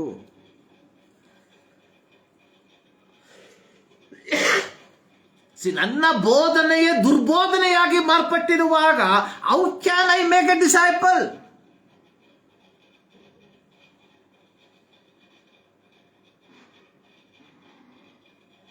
ನೋಡಿ, ಹಳೆ ಒಡಂಬಡಿಕೆಯಲ್ಲಿ ಒಂದು ಭಾಗವನ್ನು ಹೇಳಿ ನಾನು ಮುಗಿಸ್ತೇನೆ. 1 ವರ್ಷಗಳು 19ನೇ ಅಧ್ಯಾಯ. Will see the story of ಎಲಿಯನ ಮತ್ತು ಎಲಿಷನ ಒಂದು ಚರಿತ್ರೆಯನ್ನು ನಾವು ನೋಡ್ತೇವೆ. ಎಲಿಯ ಆಹಾಬನ ಕಾಲದಲ್ಲಿದ್ದಂತಹ ಒಬ್ಬ ಪ್ರವಾದಿ, ತಿಷ್ಪಿಯನಾದಂತಹ ಎಲಿಯ. ಆಹಾಬ ಇಸ್ರಾಯೇಲರ ಅರಸನಾಗಿದ್ದ. ಆಹಾಬನು ಅತ್ಯಂತ ದುಷ್ಟನಾದಂಥ ಅರಸನಾಗಿದ್ದ. ದೇವರಿಗೆ ಯೆಹೋವನಿಗೆ ದ್ರೋಹಿಯಾಗಿ ನಡೆದುಕೊಂಡಂತಹ ವ್ಯಕ್ತಿಯಾಗಿದ್ದ ಎಂಬುದಾಗಿ ಬರೆಯಲ್ಪಟ್ಟಿದೆ. 1 ವರ್ಷಗಳು 16ನೇ ಅಧ್ಯಾಯ 30ನೇ ವಾಕ್ಯ. ಇವನು ತನ್ನ ಪೂರ್ವಾಧಿಕಾರಿಗಳಿಗಿಂತಲೂ ದುಷ್ಟನಾಗಿ ಯೆಹೋವನ ದೃಷ್ಟಿಯಲ್ಲಿ ದ್ರೋಹಿಯಾಗಿದ್ದ. ಈ ಕಾಲದಲ್ಲಿ ದೇವರು ಪ್ರವಾದಿಯಾದ ಎಲಿಯನನ್ನ ಎಬ್ಬಿಸ್ದ. ಪ್ರವಾದಿಯಾದ ಎಲಿ ಏನು ಮಾಡ್ದ? ಒಂದು ಪ್ರವಾದನೆ ಮಾಡ್ದ.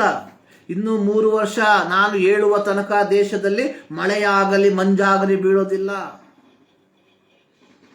ಸರ್ವಶಕ್ತನಾದ ದೇವರು ಆಕಾಶವನ್ನು ಮುಚ್ಚಿಬಿಟ್ಟ. ಸುಮಾರು 3 ವರ್ಷ ಮಳೆ ಇಲ್ಲ, ದೇಶ ಬರಗಾಲ. ಈಗಿರುವಾಗ 3 ವರ್ಷ ಆದ್ಮೇಲೆ ದೇವರು ಏನು ಮಾಡಿದ್ರು?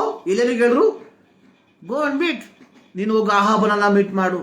ಆಹಾಬನನ್ನ ಮೀಟ್ ಮಾಡ್ದ, ಹೇಳ್ದ. ಅಲ್ಲಿ will see lot of things. 17ನೇ ಅಧ್ಯಾಯ ಓದಿದ್ರೆ ನಿಮ್ಗೆ ಗೊತ್ತಾಗ್ತತೆ, ಬೇಕಾದ್ರೆ ಮನೆಗೆ ಓದ್ಕೊಳ್ಳಿ. 18ನೇ ಅಧ್ಯಾಯಕ್ಕೆ ಬರುವಂತಹ ಸಂದರ್ಭದಲ್ಲಿ ಏನಾಯ್ತು? ಎಲಿಯ ಮತ್ತು ಆಹಾಬ ಏನ್ ಮಾಡ್ದ? ತನ್ನ ಬಾಳನ ಪ್ರವಾದಿಗಳನ್ನ ಕರ್ಕೊಂಡು ಬಂದ. ಇಲ್ಲಿಗೆ ಕರ್ಮೇಲ್ ಬೆಟ್ಟಕ್ಕೆ. ಅಲ್ಲಿ ಒಂದು ಯಜ್ಞವೇದಿನ ಕಟ್ಟಿದ್ರು. ಬಾಳನ ಪ್ರವಾದಿಗಳು ಬೆಳಗ್ಗೆಯಿಂದ ಸಾಯಂಕಾಲ ತನಕ ಕೂಗಿದ್ರು, ಬಾಳನೇ ಕಿವಿಗೋಡು, ಬಾಳನೇ ಕಿವಿಗೋಡು. ಇವತ್ತು ನಮ್ಮ ಸಭೆಗಳಲ್ಲಿ ಕೈ ಹಿಡಿಯೋ ರೀತಿಯಲ್ಲಿ ಏನು ಸಿಗ್ಲಿಲ್ಲ. ಸಂಧ್ಯಾ ನೈವೇದ್ಯದ ಸಂದರ್ಭದಲ್ಲಿ ಎಲಿಯ ಏನ್ ಮಾಡ್ದ? ಬಿದ್ದು ಹೋಗಿದಂತಹ ಯಜ್ಞವೇದಿಯನ್ನು ಕಟ್ಟಿ ಒಂದೇ ಒಂದು ಪ್ರಾರ್ಥನೆ ಮಾಡ್ದ. ಪ್ರಾರ್ಥನೆ ಏನಾಗಿತ್ತು? ಅಬ್ರಹಾಂ, ಇಸಾಕ್, ಇಸ್ರಾಯೇಲರ ದೇವರೇ, ಯೆಹೋವನೇ, ನೀನೊಬ್ಬನೇ ಇಸ್ರಾಯೇಲ್ಯರ ದೇವರಾಗಿರುತ್ತಿ. ನಾನು ನಿನ್ನ ಸೇವಕನಾಗಿದ್ದೇನೆ, ನಿನ್ನ ಅಪ್ಪಣೆಯ ಪ್ರಕಾರ ಇದನ್ನು ಮಾಡಿದ್ದೇನೆ ಎಂಬುದಾಗಿ ಪ್ರಾರ್ಥನೆ ಮಾಡ್ದ. ಮತ್ತೆ ಹೇಳ್ತಾ ಇದ್ದಾನೆ, ಯೆಹೋವನಾದ ನೀನೊಬ್ಬನೇ ದೇವರು, ಈ ಜನರ ಮನಸ್ಸನ್ನು ನಿನ್ನ ಕಡೆಗೆ ತಿರುಗಿಸಿಕೊಳ್ಳುವನು ಆಗಿರುತ್ತಿ ಎಂದು ಪ್ರಾರ್ಥಿಸಿದ ಕೂಡಲೇ ಆಕಾಶದ ಕಡೆಯಿಂದ ಬೆಂಕಿ ಬಿದ್ದು ಯಜ್ಞ ಪಶುವನ್ನ ದಹಿಸ್ಬಿಡ್ತು. ಒಂದೇ ಒಂದು ಪ್ರಾರ್ಥನೆ. ಇಲ್ಲಿ ಬಾಳನ ಪ್ರವಾದಿಗಳು ಬೆಳಗ್ಗೆಯಿಂದ ಸಾಯಂಕಾಲ ತನಕ ಪಡ್ಕೊಳ್ತಾ ಇದ್ದಾರೆ. ಇವತ್ತು ನಮ್ಮ ಸಭೆಗಳಲ್ಲಿ 21 ದಿನ ಬಡ್ಕೊಳ್ತಾ ಇದ್ದಾರೆ, 41 ದಿನ ಬಡ್ಕೊಳ್ತಾ ಇದ್ದಾರೆ, 3 ದಿನ ಬಡ್ಕೊಳ್ತಾ ಇದ್ದಾರೆ, 7 ದಿನ ಬಡ್ಕೊಳ್ತಾ ಇದ್ದಾರೆ. Nothing is happening. ಬಡ್ಕೊಳ್ಳೋದಷ್ಟೇ ಬಾಕಿ. Because they are not doing according to the will of God. ಇಲ್ಲಿ ಎಲಿಯ ಹೇಳ್ತಾ ಇದ್ದಾನೆ, ಐ ಆಮ್ ಯುವರ್ ಸರ್ವೆಂಟ್, ನಾನು ನಿನ್ನ ದಾಸ. ಇವತ್ತು ಯಾರಿಗಿದೆ ಹೇಳಕ್ಕೆ ನಾನು ನಿನ್ನ ದಾಸ?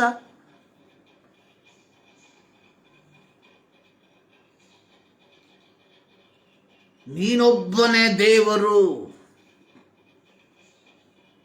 ಎಲಿಯನಿಗೆ ಆತ ಯೆರೂಸಲೇಮ್ ಸಾಮ್ರಾಜ್ಯದಲ್ಲಿ ವಾಸ ಮಾಡ್ತಾ ಇದ್ದಾರೆ.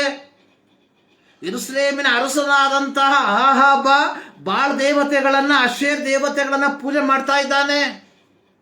ಇಸ್ರಾಯೇಲ್ಯರು ರಾಜನ ಹಿಂದೆ ಹೋಗ್ತಾ ಇದ್ದಾರೆ, ತಮ್ಮಿಷ್ಟದ ಪ್ರಕಾರವಾಗಿ ಜೀವಿಸ್ತಾ ಇದ್ದಾರೆ. ಆದರೆ ಒಬ್ಬಂಟಿಗನಾಗಿ ನಿಂತಹ ಎಲಿಯ ಹೇಳ್ತಾ ಇದ್ದಾರೆ, ಐ ಆಮ್ ಯುವರ್ ಸರ್ವೆಂಟ್, ನಾನು ನಿನ್ನ ಸೇವಕ. ನಾಟ್ ಓನ್ಲಿ ದಟ್, ಅಲ್ಲಿಗೆ ನಿಲ್ಲಿಸ್ತಾ ಇಲ್ಲ, ಇವೆಲ್ಲವನ್ನ ನಾನು ನಿನ್ನ ಹೆಸರಿನಿಂದಲೇ ಮಾಡ್ತಾ ಇದ್ದೇನೆ, ನಿನ್ನ ಅಪ್ಪಣೆಯ ಪ್ರಕಾರ ಮಾಡ್ತಾ ಇದ್ದೇನೆ ಎಂಬುದಾಗಿ ಈ ಜನರಿಗೆ ತಿಳಿಯಪಡಿಸು. ಆಕಾಶದಿಂದ ಬೆಂಕಿ ಬಿತ್ತು. ಸೊ ಜನ ಅಲ್ಲಿ ತನಕ ಬಾಳನ ಹಿಂದೆ ಹೋಗ್ತಾ ಇದ್ದಂತಹ ಜನ, ಅಲ್ಲಿ ತನಕ ಆಶೇರ್ ದೇವತೆಯ ಹಿಂದೆ ಹೋಗ್ತಾ ಇದ್ದಂತಹ ಜನ, ಯಾವಾಗ ಎಲಿಯನ ಪ್ರಾರ್ಥನೆಗೆ ಪ್ರತ್ಯುತ್ತರವಾಗಿ ಆಕಾಶದಿಂದ ಬೆಂಕಿ ಬಿದ್ದು ಯಜ್ಞ ಪಶುವನ್ನ ದಹಿಸಿ ಬಿಟ್ಟಿತು, ಎಲ್ಲರೂ ಕೂಗಿದ್ರು ಯೆಹೋವನೇ ದೇವರು.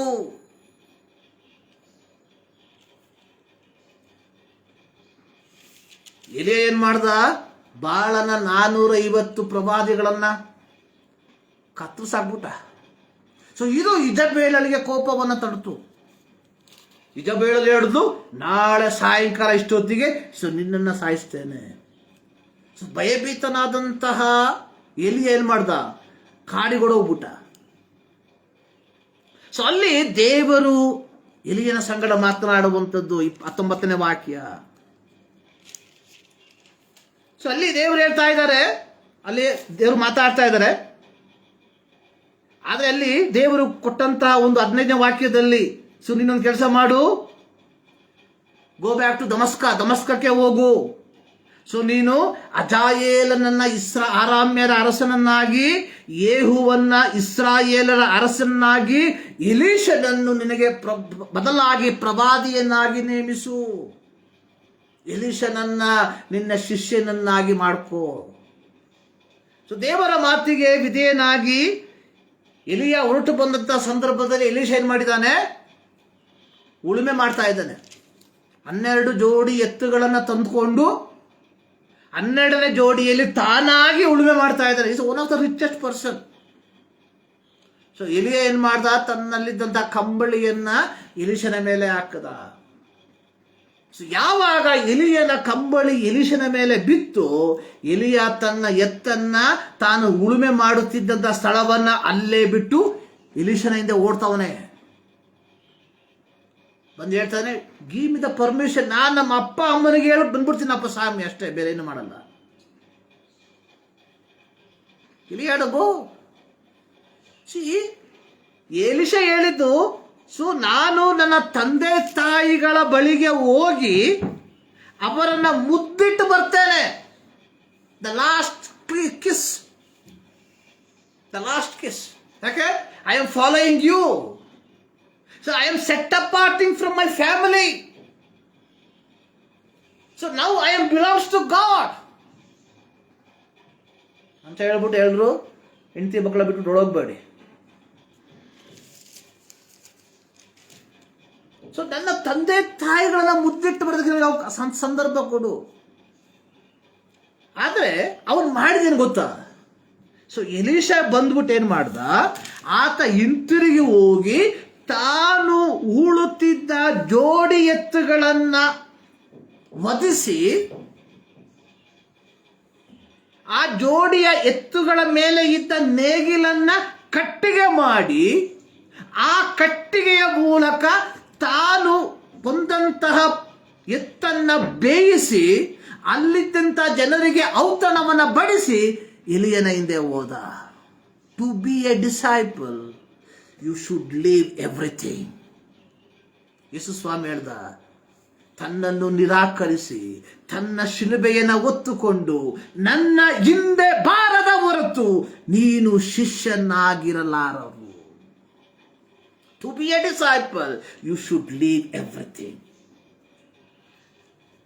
ನೋಡಿ, ಅಲ್ಲಿಯ ತನಕ ಎಲೀಷನಿಗೆ ಅವನ ಕುಟುಂಬಕ್ಕೆ ಆಹಾರ ಸಂರಕ್ಷಣೆಯಾಗಿತ್ತು ವ್ಯವಸಾಯ. livelihood. See, when he received the call, so ಯಾವಾಗ ದೇವರ ಕರೆಯುವಿಕೆ ಎಲೀಷನ ಮೇಲೆ ಬಂದಿತ್ತು, ತನ್ನ ಸಂರಕ್ಷಣೆಯನ್ನ ಮೊದಲು ಹೊಡೆದಾಕ್ಬಿಟ್ಟ. ಸೊ ನಾವೆಲ್ಲರೂ ಸೇವೆ ಮಾಡೋದಕ್ಕೆ ಬಯಸ್ತೇವೆ, ಬಟ್ ಇನ್ನೇ ಯಾವುದು? ಸಂರಕ್ಷಣೆಯ ವಲಯದಲ್ಲಿ ಅಲ್ವಾ? To be a disciple. ನಾನು ಡಿಸೈಪಲ್ ಆಗ್ಬೇಕಾದ್ರೆ ನಾನು ಏನ್ ಮಾಡಬೇಕು? ನನ್ನ ಸೌಕರ್ಯವನ್ನು ಕಿತ್ತಾಕಬೇಕು. Is it possible? ಯೇಸು ಸ್ವಾಮಿ ಏನ್ ಹೇಳ್ತಾ ಇದ್ದಾರೆ? ಯೇಸು ಸ್ವಾಮಿ ಹೇಳಿರುವಂತ ಮಾತುಗಳೇನು? ಇದನ್ನೇ ಯೇಸು ಸ್ವಾಮಿ ಹೇಳಿರುವಂಥದ್ದು. ಯೇಸು ಸ್ವಾಮಿ ಹೇಳಿರುವಂಥದ್ದು ಏನಲ್ಲಿ?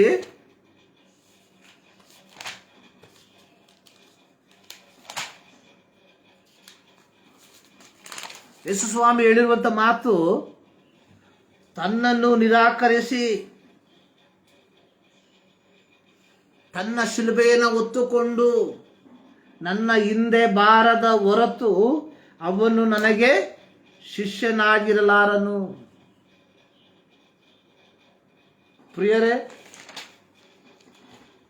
ನಾವು ಈ ರೀತಿಯಾದಂಥ ಶಿಷ್ಯರಾಗಿ ಮಾರ್ಪಟ್ಟಿದ್ವಿ. ಇವತ್ತಿನ ವ್ಯತ್ಯಾಸ ಏನಂದ್ರೆ, ಇವತ್ತು ಈ ದುರ್ಬೋಧಕರು ಹೇಳುವಂಥ ಒಂದು ಮಾತು, ಒಂದು ಕೆಲಸ ಮಾಡಿ ಇಲ್ಲಿ ಬಂದ್ಬಿಟ್ರೆ ಎಲ್ಲ ಸಿಗುತ್ತೆ ನಿಮಗೆ. ಮನೆ ಸಿಕ್ಕುತ್ತೆ, ಮಠ ಸಿಕ್ಕುತ್ತೆ, ಜಾಗ ಸಿಕ್ಕುತ್ತೆ, ತೋಟ ಸಿಕ್ಕುತ್ತೆ. ಆದರೆ to be a disciple I have to leave everything. So biblical ಸತ್ಯವೇದ ಹೇಳ್ತಾ ಇದೆ. ಇಲ್ಲಿ ಸಹ ಏನ್ ಮಾಡ್ದ?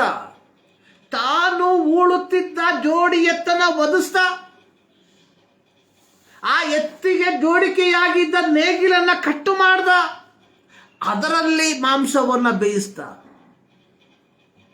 ನೋಡಿ, ಯೇಸು ಸ್ವಾಮಿ ಯಾರನ್ನ ಕರಿತಾ ಇದ್ದಾರೆ? ಹಾದು ಹೋಗುವಂತಹ ಸಂದರ್ಭದಲ್ಲಿ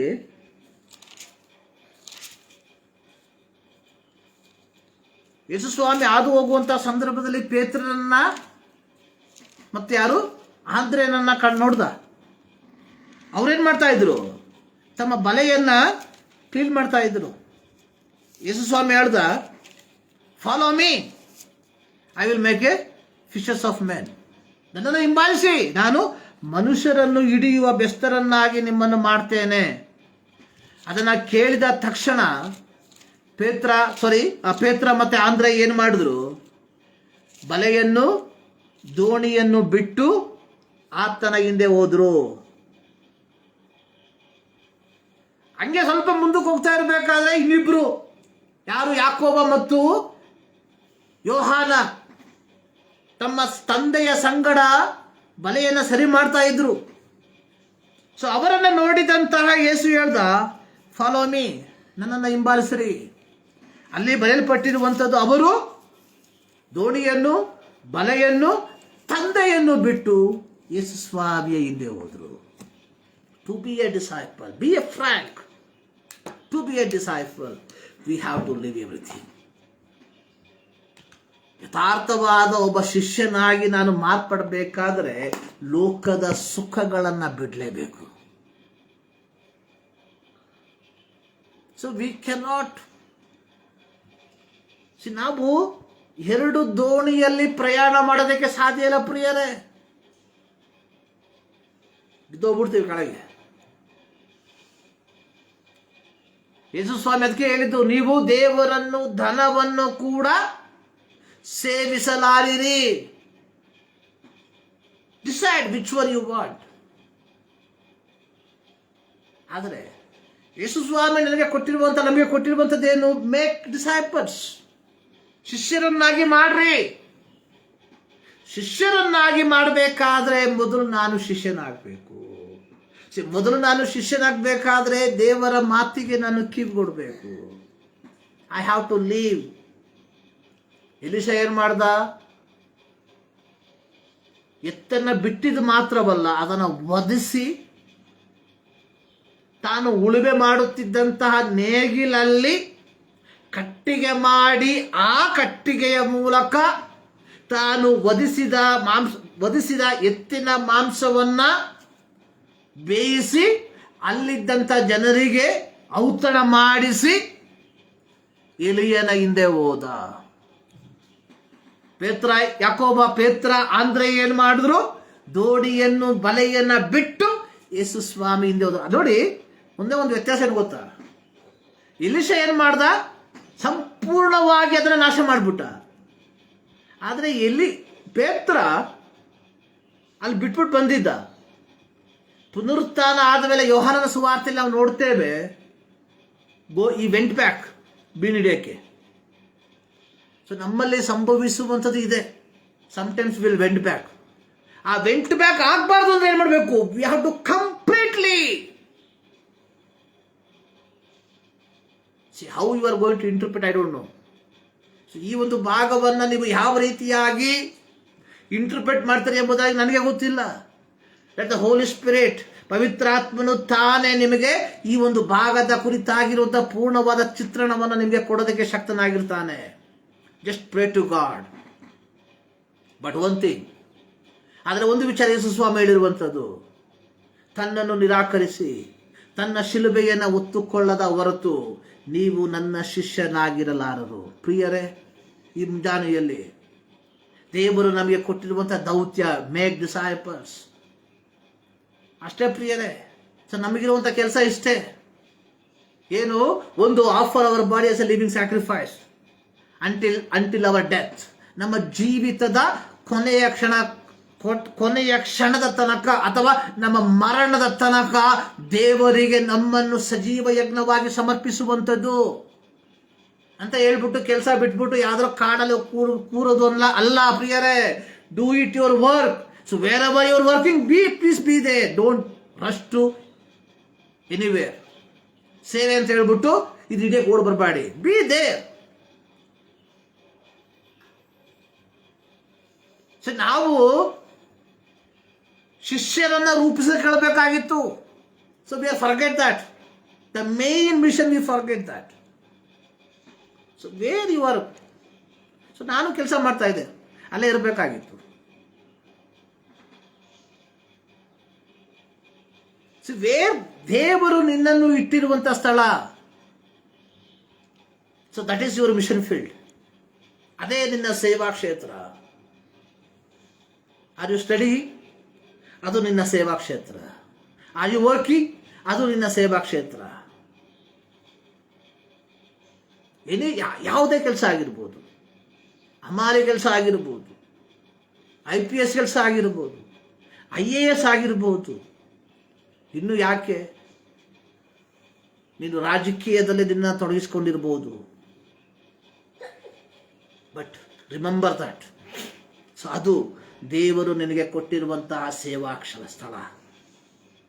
ಆ ಸ್ಥಳದಲ್ಲಿ ಉಪ್ಪಾಗಿ, ಆ ಸ್ಥಳದಲ್ಲಿ ಬೆಳಕಾಗಿ ನೀನು ಜೀವಿಸುವಂಥ ವ್ಯಕ್ತಿಯಾಗಿದ್ದರೆ, so you can make a disciples. ಅನೇಕರನ್ನ ಶಿಷ್ಯರನ್ನಾಗಿ ಮಾಡ್ಬೋದು. ಅದು ಬಿಟ್ಬಿಟ್ಟು ಮತ್ತಾಯ 7:21 ನಾವು ನೋಡಿದ್ವಿ, ಸ್ವಾಮಿ ನಾವು ಬೋಧನೆ ಮಾಡಿದ್ವಿ, ಏನು ಉಪಯೋಗ ಇಲ್ರಿ. Blah blah blah blah, no use. Only use ಏನು? Action speak louder than words. ಕ್ರಿಯೆ ಇಂಪಾರ್ಟೆಂಟ್. ಈ ಮುಂಜಾನೆಯಲ್ಲಿ let us examine our life. Make disciple, don't forget that. ಮರಿಬೇಡಿ. ದೌತ್ಯ, commission, great commission, make disciples. ನಿಮ್ಮ ಮನೇಲಿ ಹಾಕೊಳ್ಳಿ, Christ is the head of the house ಅಂತ ಬದಲಾಗಿ ಮೇಕ್ ಡಿಸೈಪಲ್ಸ್. ನಿಮ್ಮ ಗಾಡಿಯಲ್ಲಿ ಹಾಕೊಳ್ಳಿ, ಮೇಕ್ ಡಿಸೈಪಲ್ಸ್. ಮರಿಬಾರ್ದು. ಏನು ಮರ್ತ್ರೆ ಇದು ಮಾತ್ರ ಮರಿಬಾರ್ದು. Make disciples.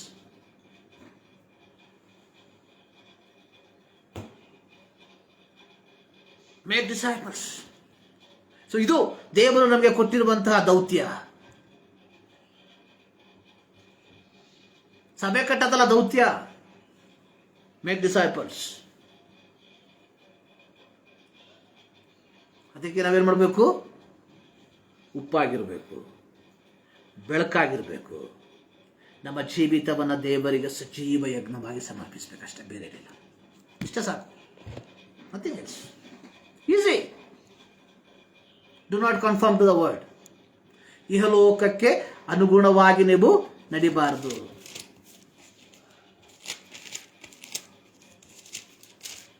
ರೋಮ 12 ಏನ್ ಹೇಳ್ತಾ ಇದೆ? ಇಹಲೋಕದ ನಡವಳಿಕೆಯನ್ನು ಅನುಸರಿಸದೆ ನೂತನ ಸ್ವಭಾವ. ಒಬ್ಬನು ಕ್ರಿಸ್ತನಲ್ಲಿದ್ದರೆ ಅವನು ನೂತನ ಸೃಷ್ಟಿಯಾಗ್ತಾನೆ, ಹಳೆದೆಲ್ಲ ಹೋಗ್ಬಿಡ್ತತೆ. If you are in Christ, you are a new creation. If you are a new creation, do not conform to the world. ಇಹಲೋಕದ ನಡವಳಿಕೆಯನ್ನು ಅನುಸರಿಸ್ಕೊಂಬೇಡ. ಏನು ಇಹಲೋಕದ ನಡವಳಿಕೆ? ಇಹಲೋಕದ ನಡವಳಿಕೆ ಅಂದ್ರೆ ಏನು? ಇಹಲೋಕದ ಆಚಾರ ಏನಾಗಿದೆ ಇವತ್ತು? Make money to be a rich. If you are rich, thank God. ಆದರೆ ಅನ್ಯಾಯವಾಗಿ ರಿಚ್ ಆಗೋಕೆ ಹೋಗ್ಬೇಡ. ಅನ್ಯಾಯವಾಗಿ ರುಚಿ ಆಗೋಕೆ ಹೋಗ್ಬೇಡ. 15ನೇ ಕೀರ್ತನೆ ಏನು ಹೇಳ್ತಾ ಇದೆ? ಯೆಹೋವನೇ, ನಿನ್ನ ಗುಡಾರದಲ್ಲಿ ಇಳುಕೊಳ್ಳುವುದಕ್ಕೆ ಯೋಗ್ಯನು ಯಾವನು? ನಿನ್ನ ಪರಿಶುದ್ಧ ಪರ್ವತದಲ್ಲಿ ವಾಸಿಸಕ್ಕವನು ಎಂಥವನಾಗಿರಬೇಕು? ಅವನು ಸಜ್ಜನನು, ನೀತಿವಂತನು, ಮನಪೂರ್ವಕವಾಗಿ ಸತ್ಯವಚನವನ್ನು ಆಡುವವನು, ಚಾಡಿ ಹೇಳದವನು, ಮತ್ತೊಬ್ಬರಿಗೆ ಅನ್ಯಾಯ ಮಾಡದವನು, ಯಾರನ್ನು ನಿಂದಿಸಿದವನು, ಭ್ರಷ್ಟರನ್ನು ಜರಿದು ಬಿಟ್ಟವನಾಗಿರಬೇಕು. Do not conform to the world. ಇಹಲೋಕದಕ್ಕೆ ನಡವಳಿಕೆಗೆ ಅನುಸರಿಸಬೇಡ್ರಿ ಅಂತ ಹೇಳಿದ್ರೆ ಏನು ಮಾಡುದು? ನಾವು ಚಾಡಿ ಹೇಳಬಾರ್ದು, ಸತ್ಯವನ್ನು ಹೇಳಬೇಕು, ಯಾರನ್ನ ನಿಂದಿಸಬಾರ್ದು, ಯಾರಿಗೂ ಅನ್ಯಾಯ ಮಾಡಬಾರ್ದು, ಬೇರೆಯೊಬ್ಬರ ತುಳಿಬಾರ್ದು. ಆಮೇಲೆ ಏನ್ ಮಾಡ್ಬೇಕಂತೆ? ಯೆಹೋವನಲ್ಲಿ ಭಯಭಕ್ತಿಯುಳ್ಳವನಾಗಿದ್ದು, ನಷ್ಟವಾದರೂ ಪ್ರಮಾಣ ತಪ್ಪದವನಾಗಿದ್ದು, ಸಾಲಕ್ಕೆ ಬಡ್ಡಿ ಕೇಳದವನಾಗಿ, ಲಂಚವನ್ನು ತೆಗೆದುಕೊಳ್ಳದೆ ಇರಬೇಕು. ಇದೆ ಕನ್ಫರ್ಮ್ ಟು ದ ವರ್ಲ್ಡ್. ಇವತ್ತು ಏನೇ ಕೆಲಸ ಆಗ್ಬೇಕಿದ್ರು ಲಂಚ ಕೊಡಬೇಕು. ಆದರೆ ಸತ್ಯವೇದ ಹೇಳ್ತಾ ಇದೆ, ಯು ಶುಡ್ ನಾಟ್ ಟೇಕ್. ಅದಕ್ಕೆ ನಾನು ಹೇಳಿದ್ದು, ರಾಜಕೀಯದಲ್ಲಿ ನಿಮ್ಮನ್ನು ತೊಡಗಿಸ್ಕೊಂಡಿದ್ದೀರಾ, ತೊಡಗಿಸ್ಕೊಳ್ರಿ, ಅದು ದೇವರು ನಿಮಗೆ ಕೊಟ್ಟಿರುವಂಥ ಸೇವಾ ಕ್ಷೇತ್ರ. ಆದರೆ ಅಲ್ಲಿ ಭ್ರಷ್ಟರಾಗಬೇಡ್ರಿ. ಯಾವುದ್ರ ಉನ್ನತವಾದ ಅಧಿಕಾರ ಶ್ರೇಣಿಯಲ್ಲಿ ನೀವು ಕೆಲಸ ಮಾಡ್ತಿದ್ರೆ ಟು ಇಟ್. ನೀವು IPS good, IAS good, IRS very good, any stage. But only one thing is, ಲಂಚ ತಗೊಂಬೇಡ್ರಿ. ನಿಮ್ಮ ದೇವರು ನಿಮಗೆ ಕೊಟ್ಟಂತ ಸೇವಾ ಕ್ಷೇತ್ರವನ್ನ ನಿಮ್ಮ ಕ್ರಿಯೆಗಳ ಮೂಲಕ ಮಲಿನ ಮಾಡಬೇಡ್ರಿ. So then only you can make disciples. ಪ್ರಾರ್ಥನೆ ಮಾಡೋಣ. ಸರ್ವಶಕ್ತನಾದ ದೇವರೇ, ಮತ್ತದಾವರ್ತಿ ನಮ್ಮನ್ನೇ ನಿಮ್ಮ ಕರಗಳಿಗೆ ಸಮರ್ಪಿಸ್ತಾ ಇದ್ದೇವೆ. ಹೌದಪ್ಪ, ಮೇಕ್ ಡಿಸೈಪಲ್ಸ್, ಶಿಷ್ಯರನ್ನು ರೂಪಿಸ್ರಿ. ದೇವರೇ, ನಮಗೆ ಕೊಟ್ಟಿರುವಂತಹ ಈ ಒಂದು ಶ್ರೇಷ್ಠವಾದ ದೌತ್ಯಕ್ಕಾಗಿ ಸ್ತೋತ್ರಪ್ಪ. ದೇವರೇ, ನಮ್ಮ ಶಿಷ್ಟಾಯಸ್ಸಿನಲ್ಲಿ ಕರ್ತನೆ ಅನೇಕರನ್ನ ಶಿಷ್ಯರನ್ನಾಗಿ ಮಾರ್ಪಡಿಸುವುದಕ್ಕೆ ನಮ್ಮನ್ನು ನಾವೇ ಸಮರ್ಪಿಸ್ತಾ ಇದ್ದೇವೆ. ನಮ್ಮನ್ನು ಉಪಯೋಗಿಸಪ್ಪ ಸ್ವಾಮಿ. ಅದಕ್ಕೆ ಅಡ್ಡಿಯಾಗಿ ನಮ್ಮ ಜೀವಿತದಲ್ಲಿ ಯಾವ ಪಾಪ ಕಲೆಗಳು ಬರದಂತೆ ಕಾಪಾಡಪ್ಪ ಸ್ವಾಮಿ. ನಮ್ಮನ್ನೇ ನಿಮ್ಮ ಕರಗಳಿಗೆ ಒಪ್ಪಿಸಿಕೊಡ್ತಾ ಇದ್ದೇವೆ. ಪ್ರಾರ್ಥನೆ ಕೇಳಿದ್ದಕ್ಕಾಗಿ ಸ್ತೋತ್ರ. ಯೇಸು ಕ್ರಿಸ್ತನ ನಾಮದಲ್ಲಿ ಬಿಡುತ್ತೇವೆ ತಂದೆ. ನಮ್ಮ ಕರ್ತನಾದ ಯೇಸು ಕ್ರಿಸ್ತನ ಕೃಪೆ, ತಂದೆಯಾದ ದೇವರ ಪ್ರೀತಿ, ಪವಿತ್ರಾತ್ಮನ ನ್ಯೂನತೆ ನಮ್ಮೆಲ್ಲರ ಸಂಗಡ ಸದಾಕಾಲವನ್ನೆಲ್ಲ ಗೊಂಡಿರಲಿ. ಆಮೇಲೆ. ಸೊ ದೇವರು ನಿಮ್ಮನ್ನು ಧಾರಾಳವಾಗಿ ಆಶೀರ್ವದಿಸಲಿ.